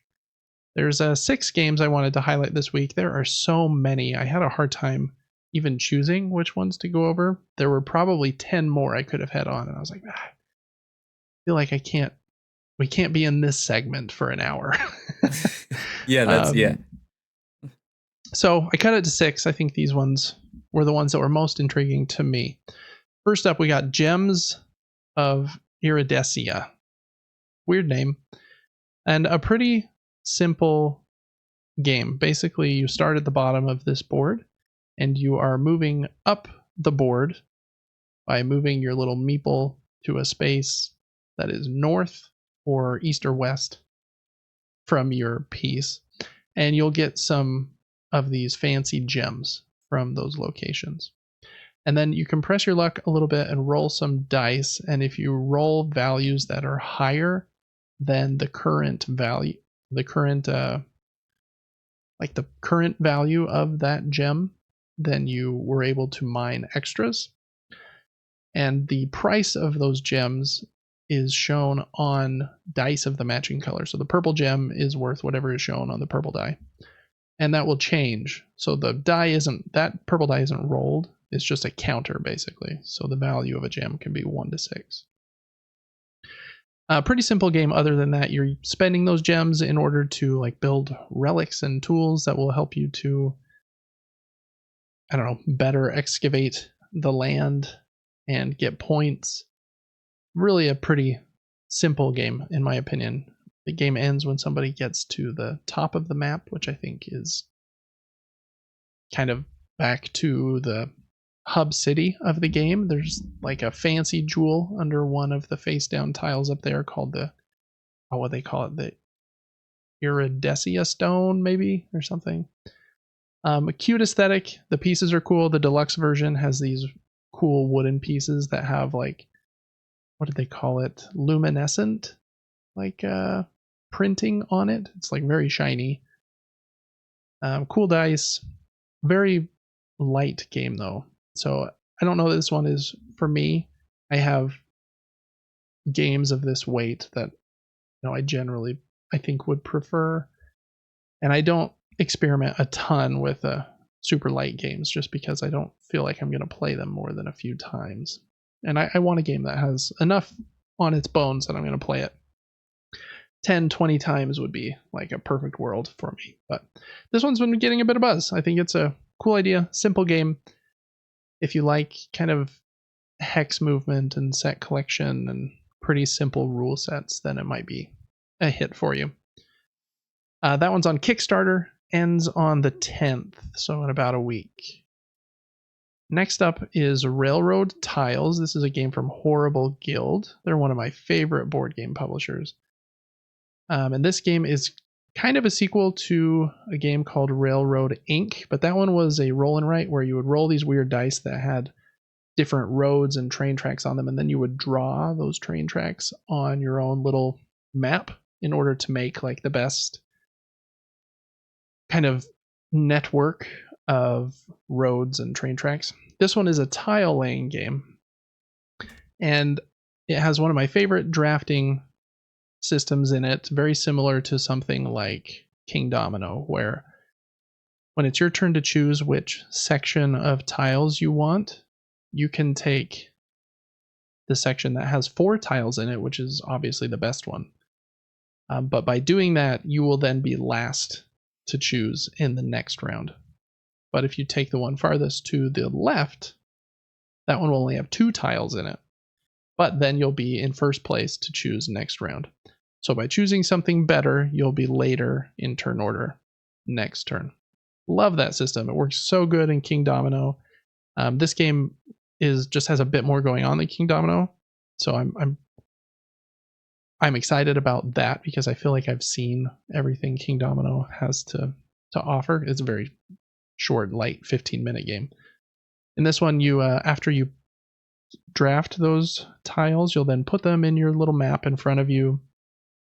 And based on which, they have these circle tokens that will have like cars or pedestrians or trains on them. And then you can place them at designated spots on your board. So you're trying to build like connected networks like the train tracks. If you're able to have lots of train, what are they called? Train meeples on the same train track, then you'll score a lot of points by doing that. So that's kind of how the base game works. It also comes with this free, for the Kickstarter here, this won't be included in the retail version that comes out later, kind of worlds expansion that has a bunch of mini objectives you can add in, like temples and rail cars and all kinds of other things. And then it also has, I think, was it 7 different add-on expansions? So you take the base game and then you can add on like the, and I can't remember, canal expansion or the, I can't remember what all of them were, but there's a ton of them. They have a few different pledges. Like the base pledge is the game plus that free worlds expansion. Then they have the advanced one, which is the base game, the worlds expansion, plus your choice of 3 of the other expansions. Or they have the collector's one that comes in a slightly bigger box that just has everything in it, which is cool. And that one also has pieces for a 5th player, which is really cool too, to be able to play a game like this with 5 players. Yeah, so I don't know. It's a pretty simple tile laying game, but with so many expansions and quite a few different modules you can just add in. It seems like you could take this from like the most basic level and play almost with like, 10-year-olds, or you could throw in the objectives, throw in an expansion. I don't know if you can like mix and match, like we're going to play with these 3 expansions. Maybe you can, to kind of like a much bigger and more complex game. So anyways, that's Railroad Tiles. Lots of cool pieces. They're all screen printed in this version where they won't be in the retail version. They also have Railroad Inc. on sale here. And yeah, these 2 designers from Horrible Guild, I think their names are Yalmar Haq and Lorenzo Silva. They're, yeah, just 2 of my, that's like one of my favorite designing teams for board games. They generally make like medium and medium light games, so they're not making like ultra heavy stuff. But games like Evergreen and The Great Split and Railroad Inc. I think what else I have from them. Dragon Castle, that's one of my favorites that almost never gets talked about by other people. They just, I really like them. So anyways, that's Railroad Tiles. Lots of options there if you like tile laying games like Carcassonne or King Domino, like I already mentioned, that have lots of modularity and different ways to play it. That's what this one's all about. That one is also on Kickstarter and also ends on the 10th. Next up is Dinogenics. This is a reprint of a game that came out a few years ago with an expansion called New Arrivals and a big box called the Park Manager Edition. And that Park Manager Edition includes the base game, the New Arrivals expansion that's in here, and another expansion that I can't remember the name of. Controlled Chaos, I think is what it was called. This game is basically Jurassic Park, the board game. There are quite a few. Well, quite a few might not. There's a train. Quite a few might not be the right word, but there are a few other games that do this Jurassic Park theme too, where you're building a dinosaur park and you're researching DNA to get new dinosaurs, and then your dinosaurs might like cause some havoc or eat a guest or something. This one is a bit simpler than some of the others. For example, I have Dinosaur World, which is the sequel to Dinosaur Island. I also have Dinosaur Island Roar and Write, so I have two. But this one's a little bit simpler. You're trying to collect sets of different dinosaur cards in order to fully complete their DNA so that you can put them in your park. Then you have to have fences around them, and if you don't have them fenced off correctly, that's when you have to roll kind of those danger dice to see if they hurt your buildings or the visitors at your park. This one, it's kind of interesting. This one has a lot more like serious art style than Dinosaur World. Dinosaur World's art style is like more cartoony, but this game is a lot simpler than Dinosaur World. So I feel like the themes or like the artwork is a little mismatched there a little bit, but I personally like the cartoony dinosaur art style a little bit better than this one. But this one reviewed pretty well. I think people generally liked it. If you are looking for a game with the Jurassic Park feel that's a little bit simpler than some of the others in the market, it has cool T-Rex and Brachiosaurus meeples, then this one might be one for you. Since I have Dinosaur World and Dinosaur Island Roar and Write, probably not one for me right now, but wanted to give it a shout out. That one ends on the 11th and it's on GameFound, not on Kickstarter. All right, we're halfway through, Devin. 3 more. Next up is Ice and Idols. This game is from Inside Up Games, and they do great stuff. One of their most famous games is Earth. It won like a bajillion Game of the Year awards in 2022. I think it was 2022. Maybe it was last year. I can't remember. This is a bit of a simpler game. Has really cool artwork. And you're playing as these explorers exploring this like ice cave. And you have to move through these tunnels on the ice cave. The board is very unique. It has kind of this bottom section that are kind of like the details underneath the ice. And then these, I think they're acrylic, different clear transparent pieces that go on top of that on this weird grid. And those acrylic ice pieces have gold pathways on them that like dictate the tunnels that you can move through. And then those ice pieces will sometimes move and shift around, and the entire board will rotate. So the temple's like rotating and the ice is sliding around, which is probably the most unique part of this game. Other than that, you're just moving your explorer around the castle. Castle is not the right word. The cave system, the temple, to find these artifacts. And then once you get one, you can either kind of research it, or you can nest it in your player board to use its power if you deliver it to a certain spot. So it's a pretty simple game. You're like moving along these gold pathways, picking up stuff, and then moving along the gold pathway to deliver it somewhere. And that will get you points and make you more powerful. And then there are some special abilities you can do, which will rotate the board or move some ice. And each of the 4 player characters has a special ability, like this keysmith guy. He can jump over a location, but he can only do that if you spend 4 action points. Action points are, I feel like, kind of making a comeback. That was a board game mechanism that was used a lot, and then people kind of moved away from it They're like, action points are so outdated and dumb. But now I feel like they're coming back, and I kind of like them sometimes. World Wonders and Radlands with the water. Those are technically action points, just in a water token. But yeah, I don't know. So it seems pretty fun. It's pretty light.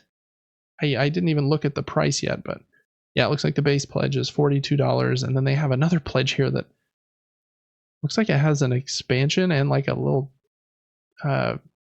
double, what would you call that? A stand that has 2 different levels. So like a foot off the table, there's kind of a top level. So yeah, there's a bit there. I think the idea of the shifting board is cool, but games where I'm simply like moving on a grid, like, okay, I'm going to use 4 action points to move, and I move here, here, here, here. I feel like that's generally less exciting to me than other game mechanisms. But this expedition expansion thing, I should have scrolled farther. This looks a little more interesting to me, so I'll have to check that out. But that's Ice and Idols from Inside Up Games. That one's on Kickstarter and ends on the 12th. Got another train coming through. I was telling Devin earlier in the show that the trains have to honk at every intersection right now because the little blockers that we couldn't remember the names of are not working for some reason. So sorry for the train honking. Okay, this game is called Cult, and I think it's a cool trick-taking idea. So it's a trick-taking game where you play a card into each trick, but it has a unique scoring system in that you don't score points or win the game just by winning tricks.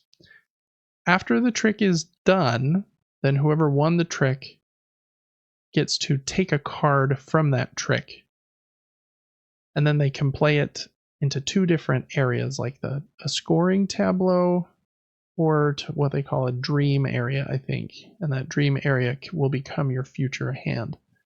I haven't played this one, and I feel like trick-taking games can either be hit or miss for me, and a lot of that comes down to trying it out. But it's basically a post-trick draft where whoever wins the trick takes a card from that trick and then decides if they want to use it as a scoring card or kind of to nest it into their hand for later. Cool idea. Very kind of indie project here where, it's very simple artwork, and you can tell, I think it's their first project, but trick taking is so big right now, and this does seem like a unique spin on it. So not much more to say about Cult other than good on them for trying something cool and unique, and I hope it does well. Scroll up to the top, Devin. I just want to see how it's doing. So they haven't quite hit their goal. They're at $4,400 ish out of a $5,400 goal that's converted from Canadian or something. But so yeah, check out Cult. I think it looks like a cool spin on trick-taking games. I like unique ones. All right, and then last up, this one was tricky for me. I think it looks cool, but it's one of those projects that's from Japan, and so it was a little tricky for me to fully nail down the rule set and everything else. And it's also this company's first created, so this one is kind of like pie in the sky for me in that it could end up being really cool, but a little tricky too. It delivers to Japanese backers in November, which is like incredibly soon. But they said it would take 1 to 3 months after that for it to ship overseas to other countries. But in this game, you are drafting dice. I really like dice drafting in a game where someone rolls a bunch of dice, and then each player chooses a die and does something with it. Places it somewhere special, or gets to use the number of pips on top of the die they took to do something. And this one uses that as one of the main mechanisms. And then you're like upgrading your own like flying boat spaceship, and you can put these Tetris shaped tetromino pieces in the engine room to upgrade your ship, or you can focus on kind of this rondel area and putting different tiles on top of the actions there. Kind of gave me, I can't even think of a good example, but it gave me vibes of a game that has a few different mini games inside of it, like different segments. Like, okay, here is the tetromino mini game, and here is the mini game. That's a cool section there where you put these blue little energy cubes on this wheel, and then you get to rotate it at certain times, and it like rotates all of the cubes with it. And so that's like its own thing. And then the dice drafting is on its own different board.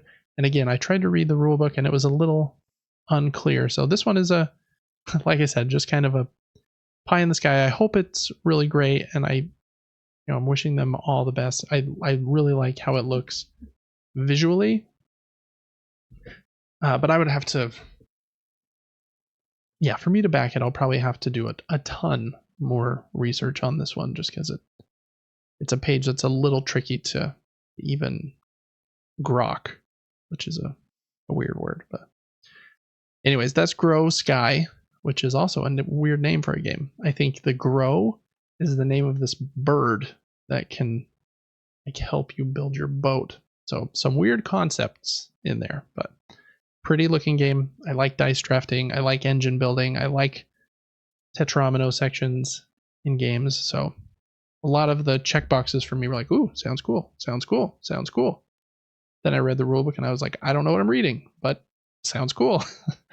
Anyways, that one ends on the 13th, and it is on Kickstarter. All right, Devin, a little bit shorter of a crowdfunding corner for us this week with 6 games that we went over. We got a trick-taking game, we got a dinosaur game, a game about gems, one about railroads, one with a spinny board about ice, and one with big grow birds and flying spaceships.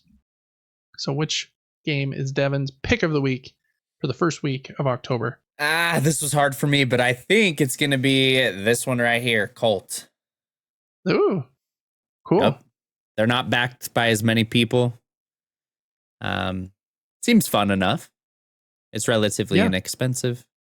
There's a print and play for $3. Love it. Yeah, I think this one, again, it's a little hard to know until you've kind of played a trick-taking game, in my opinion, but cool idea. Just kind of adding in a riff on a trick-taking game that I don't think has ever been done before.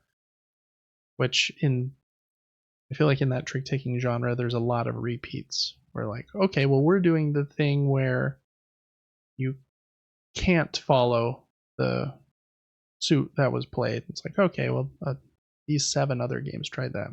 Whereas Cult, this seems very unique. So cool. I love that. My pick of the week is going to be Railroad Tiles. I really like Horrible Guild, like I mentioned. Love this design team. I think this game could probably replace like a lot of tile laying games for me. I already mentioned King Domino.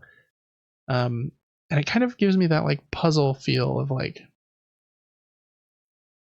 I want to really make like the perfect little network of roads and railroads on my own little spot. I think it looks really like a well produced. I like the way that the meeples look with the screen printing on them. And I just really love that King Domino draft system of whoever takes the best stuff is later in turn order on the next turn. So yeah, I'm pretty pumped about this one, Railroad Tile. So that's going to be my pick of the week for this week. And that is going to do it for Crowdfunding Corner here on October. Today's the 2nd, but this will go up on the 4th. So, all right, Devin, last segment of the show today, we're going to talk about the games we are most excited about from Board Game Geek's giant list of all of the games that are at the Essen convention in Germany. I think it's actually called SPIEL in Essen, Germany, or something like that. Anyways, the game has or excuse me, the list on Board Game Geek has hundreds and hundreds of games on it. Each of us chose 5, just as like a quick precursor. I didn't choose any games that I either already have, like we talked about Cities and Bomb Busters, which I have right here on the table next to me already earlier in the show. So I don't have them on the list, even though I was kind of excited about them. Andromeda's Edge was pretty high on the list. I have it behind me, so I didn't put that on. And Arcs should be delivering to me pretty soon, so I didn't put that on. And I didn't put any games on my list that come out next year.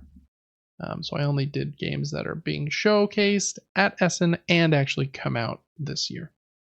I didn't tell you those restrictions beforehand, so good, because I didn't follow them.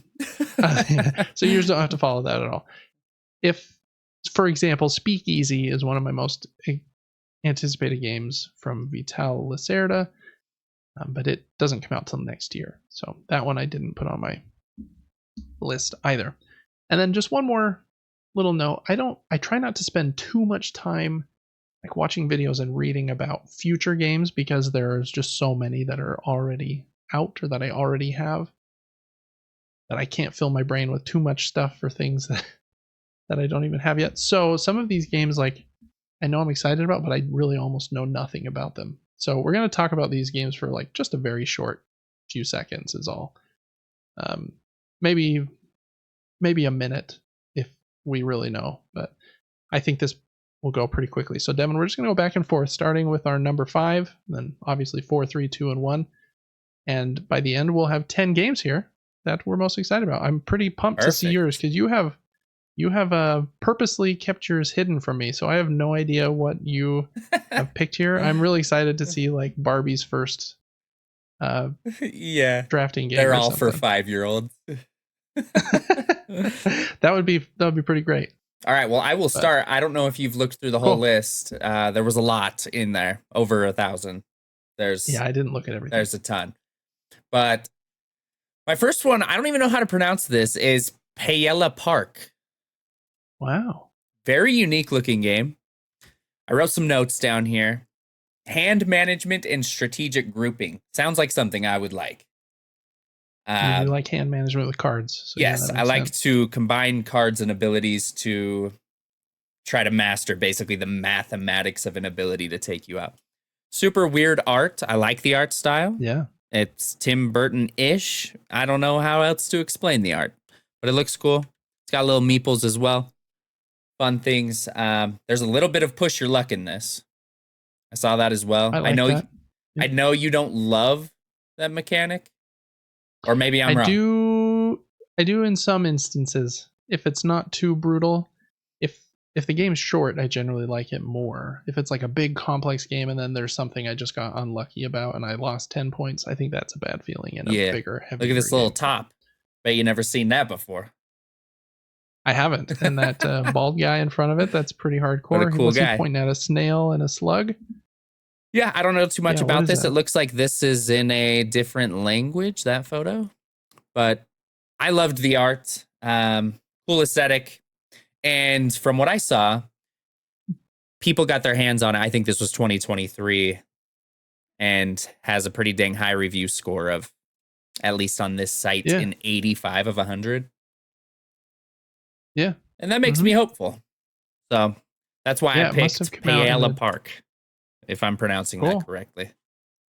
Yeah, it looks like you're at an amusement park and you're trying to pack in as much fun as you can in 8 hours.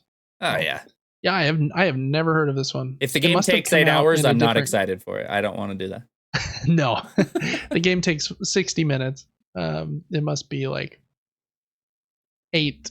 You must like assign something to 8 sections on like your player board or something that would represent those 8 hours.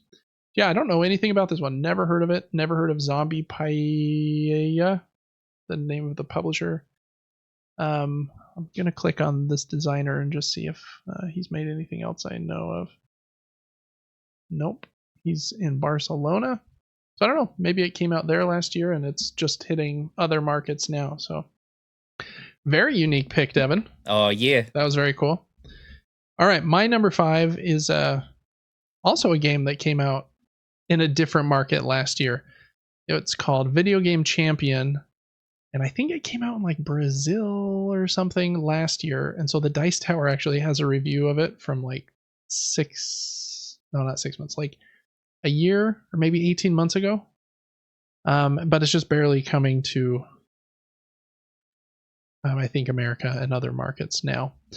So I'm pretty pumped about this one. It's all about being a little kid and trying to rent and play and beat video games with kind of this old school video game art. They're all fake video game names, but they look clearly influenced by like Castlevania and other video games. So there's these big video game cards, and then you do a lot of different things. You're taking these tiles that have like a ABXY, like 4 set of buttons on them that are different colors and different strengths.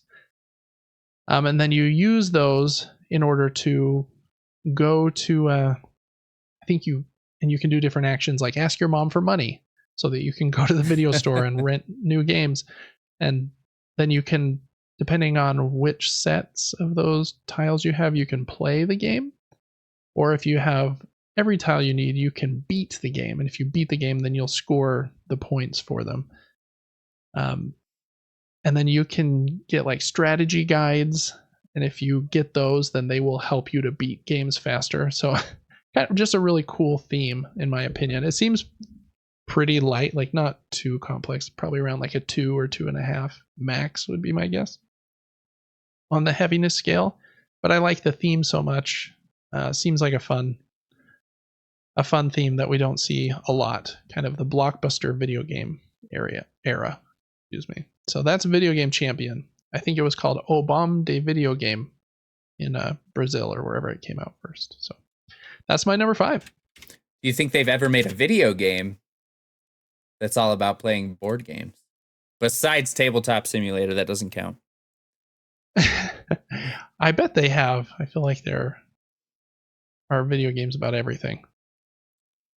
All right, so my number 4 or second one is going to be Chance for the Old Ones. Have you heard of this? Okay, I have.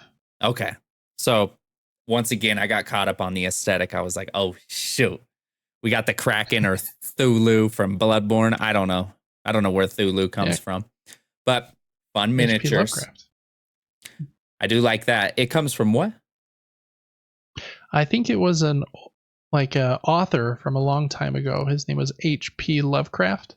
And he did a lot of like, they call it Lovecraftian horror now, because he kind of invented this genre of like weird psychological horror with like demon creatures like Cthulhu and others like that. Crazy. I don't know how you know stuff. Anyways, this is like a fantasy horror game.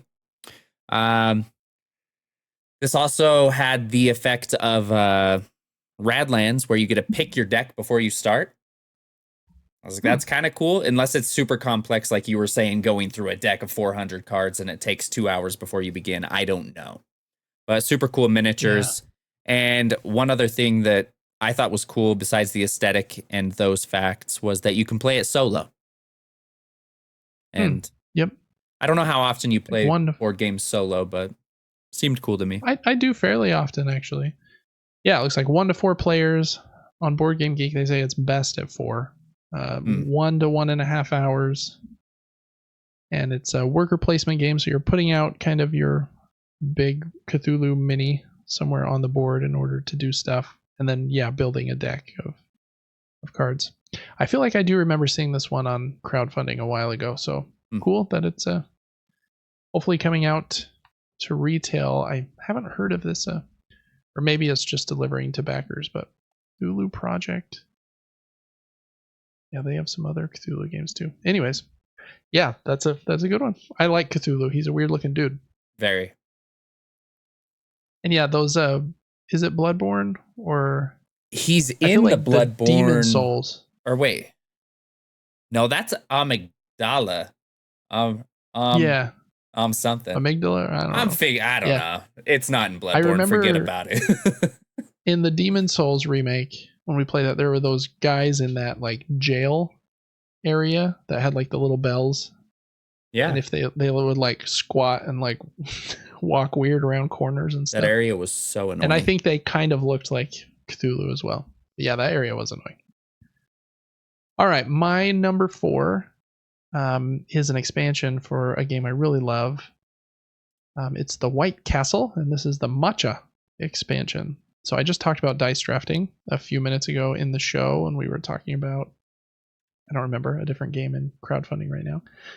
This is one of my favorite dice drafting games, the White Castle. You take a die from one of the bridges. In the base game, there are 3 bridges, I think white, black, and red. This Matcha expansion adds a board at the bottom of the board and adds a 4th bridge, a green one. And it's all about like making tea. I haven't watched much else about it.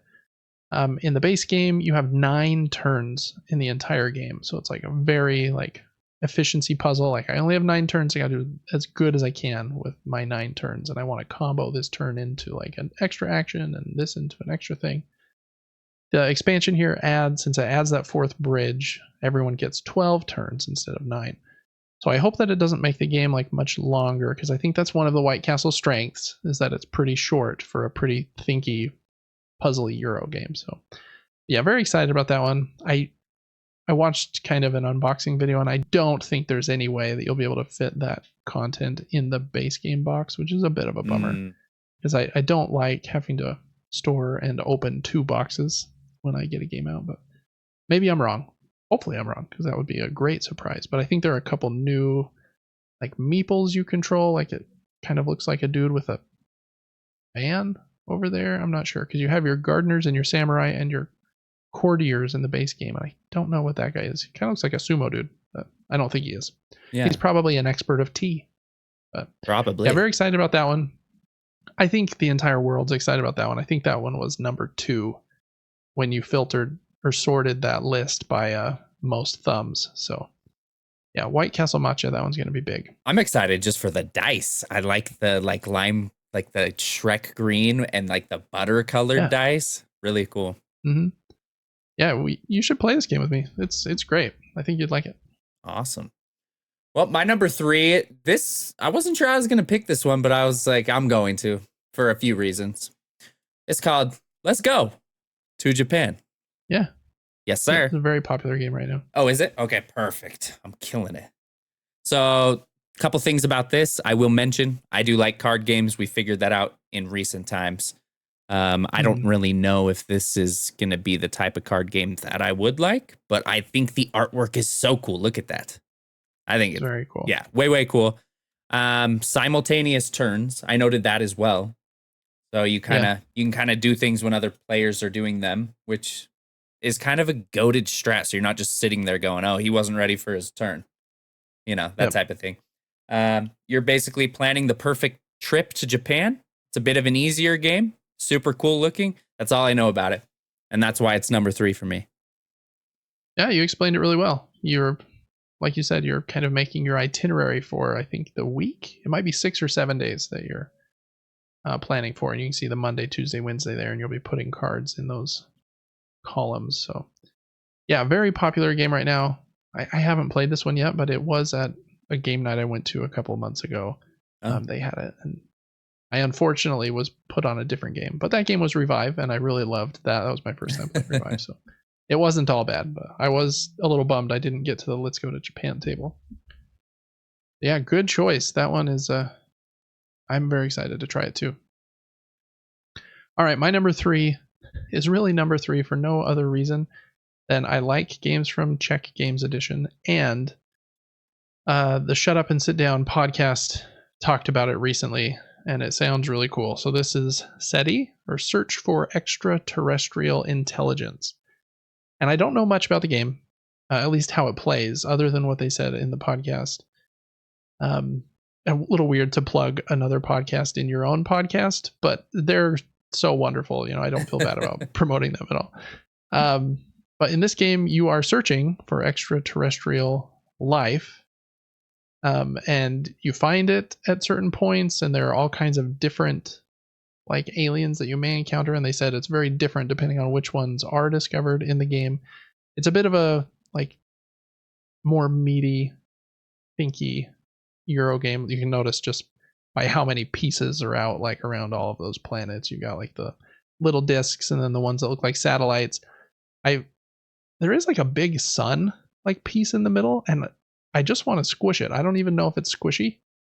I But also want what to does that look like squish it's made it. of? It's And I probably think just hard plastic. this is all rotating, isn't it? Yeah, the board does rotate, which is Crazy. really cool. So I think this one, probably because of that podcast a lot and them hyping it up recently, this one was number one if you filtered by likes. So look at me, I'm a big shill. I only like what the people like with number one and number two Unreal, pal. on my list. But I like kind of more medium to medium heavy games, and I do feel like that is what Board Game Geek kind of leans towards. So my desires kind of line up with theirs. So anyway, SETI seems pretty cool from the very little I know about it, other than that cool conversation. So that's my number 3. Okay, my number 2, and I could be completely wrong, because maybe this game's going to be trash, in my opinion, once I played it, if I ever do play it. But it's called Unconscious Mind.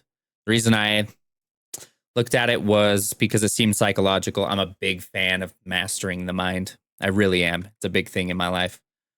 My hesitation with this game is it ranks above a 4 on a difficulty level, which is outrageous, and I don't know if I have the brain power to do it.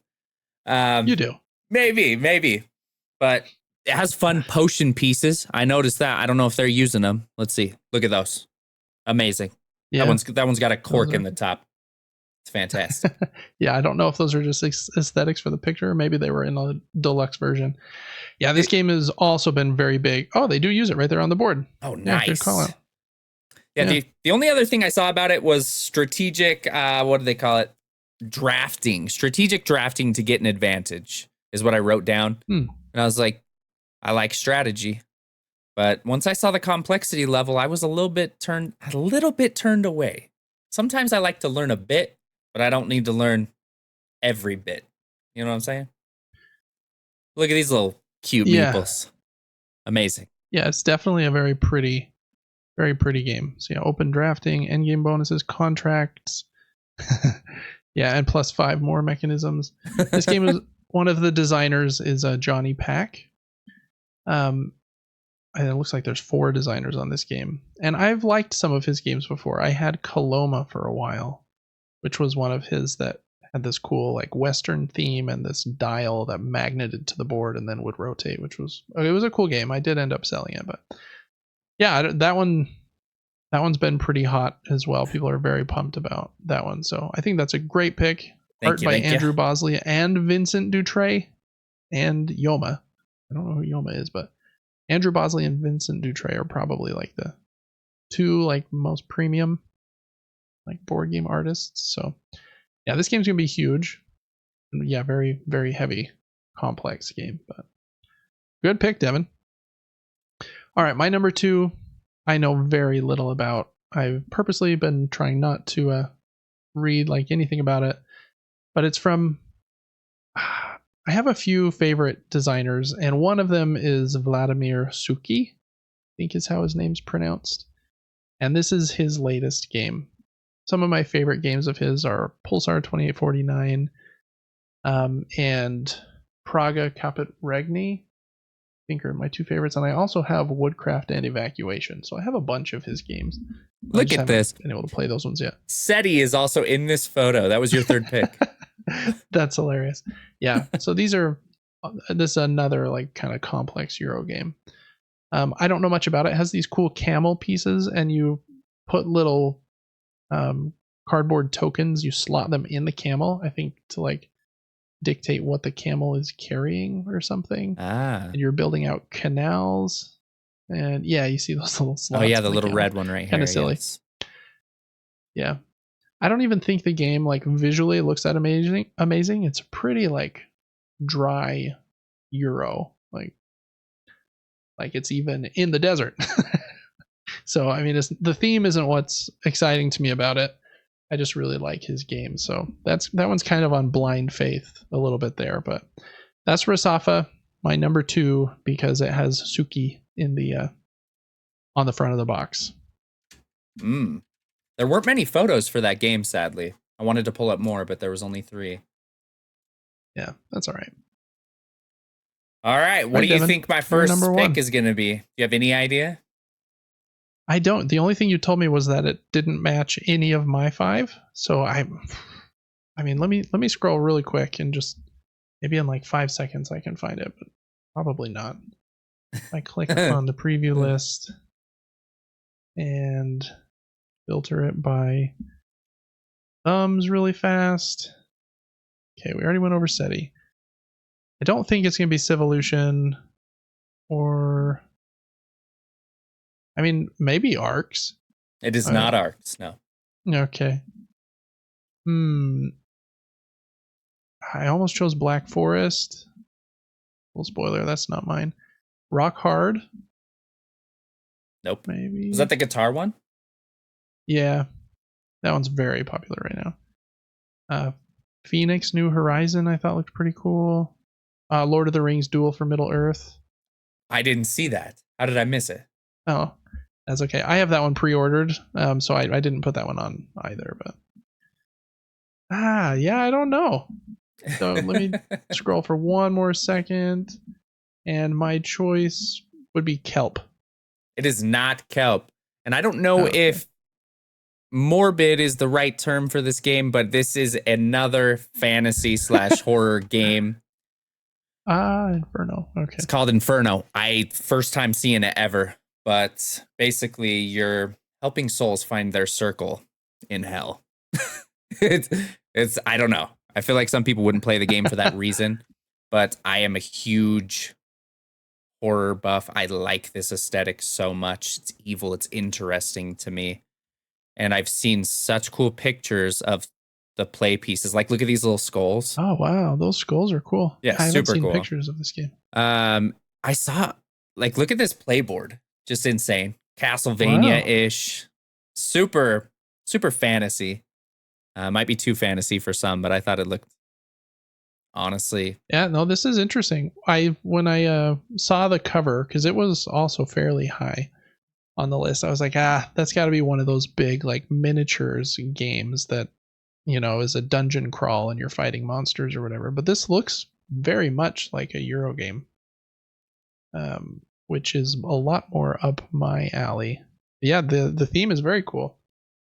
With each death, so it looks like it's about Dante and the Divine Comedy, so Dante's Inferno kind of stuff. Yes, exactly. Like there's Medusa right there. I don't know if it's going to be like a higher tier or a more expensive version of the game, but I saw these super cool coins. I don't know if anybody's going to have a photo of them. I'm trying to find one, but they looked way cool. And that also got my attention. I actually didn't look into the mechanics of this game. I don't know if you're drafting cards. I don't know if there's cards involved, to be honest, but looks like multi-use cards. I love that. Grid movement, endgame bonuses, worker placement. I love worker placement, even though I do think it's used a little too often. But yeah, crazy cool board. Wait for it. Did we find some? No, those are paper or cardboard. Dang it. I don't know. They were metal ones? Yeah, they looked super, super sweet. And like there were these cool carrying cases you could get with them that were one team's was like red and one team's was white, and it looked amazing. But that is gonna be my number 1 poll because I like weird things. Oh, I think it looks cool. I'm suddenly kind of interested in learning more about this game because it looks like, just from the board and like the pieces, like it's a Euro game, and so that makes me a lot more interested. Cool, good picks, Devin. Those were fun. My last one is called, I don't know how to pronounce this, Daitoshi, I think. What a cool name. I've talked about in this episode, I've talked about lots of games from Devere. They're one of my favorite publishers right now. The White Castle is one of their games. What other game of theirs did I talk about today? I mean, other games that were on that list were Sand. I have Sand right. Whoa, what direction am I going? Right here behind me. And Bamboo, and I just got Salt and Sea Oh, you can see Salton Sea, White Castle, and Bamboo are all right there. Really love their games. This game is even maybe a step more complex than those. And Danny Garcia is kind of becoming one of my favorite designers as well. I got Arborea recently, which is a game he designed and really loved it. So just kind of based on those two things alone, that it's a Devere game in their medium to medium complex line that was designed by Danny Garcia. I'm very pumped about it. And it kind of has this weird circle-shaped board. With between this one and SETI, you'd think I maybe love circle-shaped boards, but kind of has this variable setup where you'll place these tile buildings around it. And I don't think they necessarily like rotate, but and yeah, I don't even really know anything about how the game plays, to be honest, other than it says that you're trying to harness the power of steam. So you must be going to these different locations. I like Devere's kind of to use steam to get points and stuff.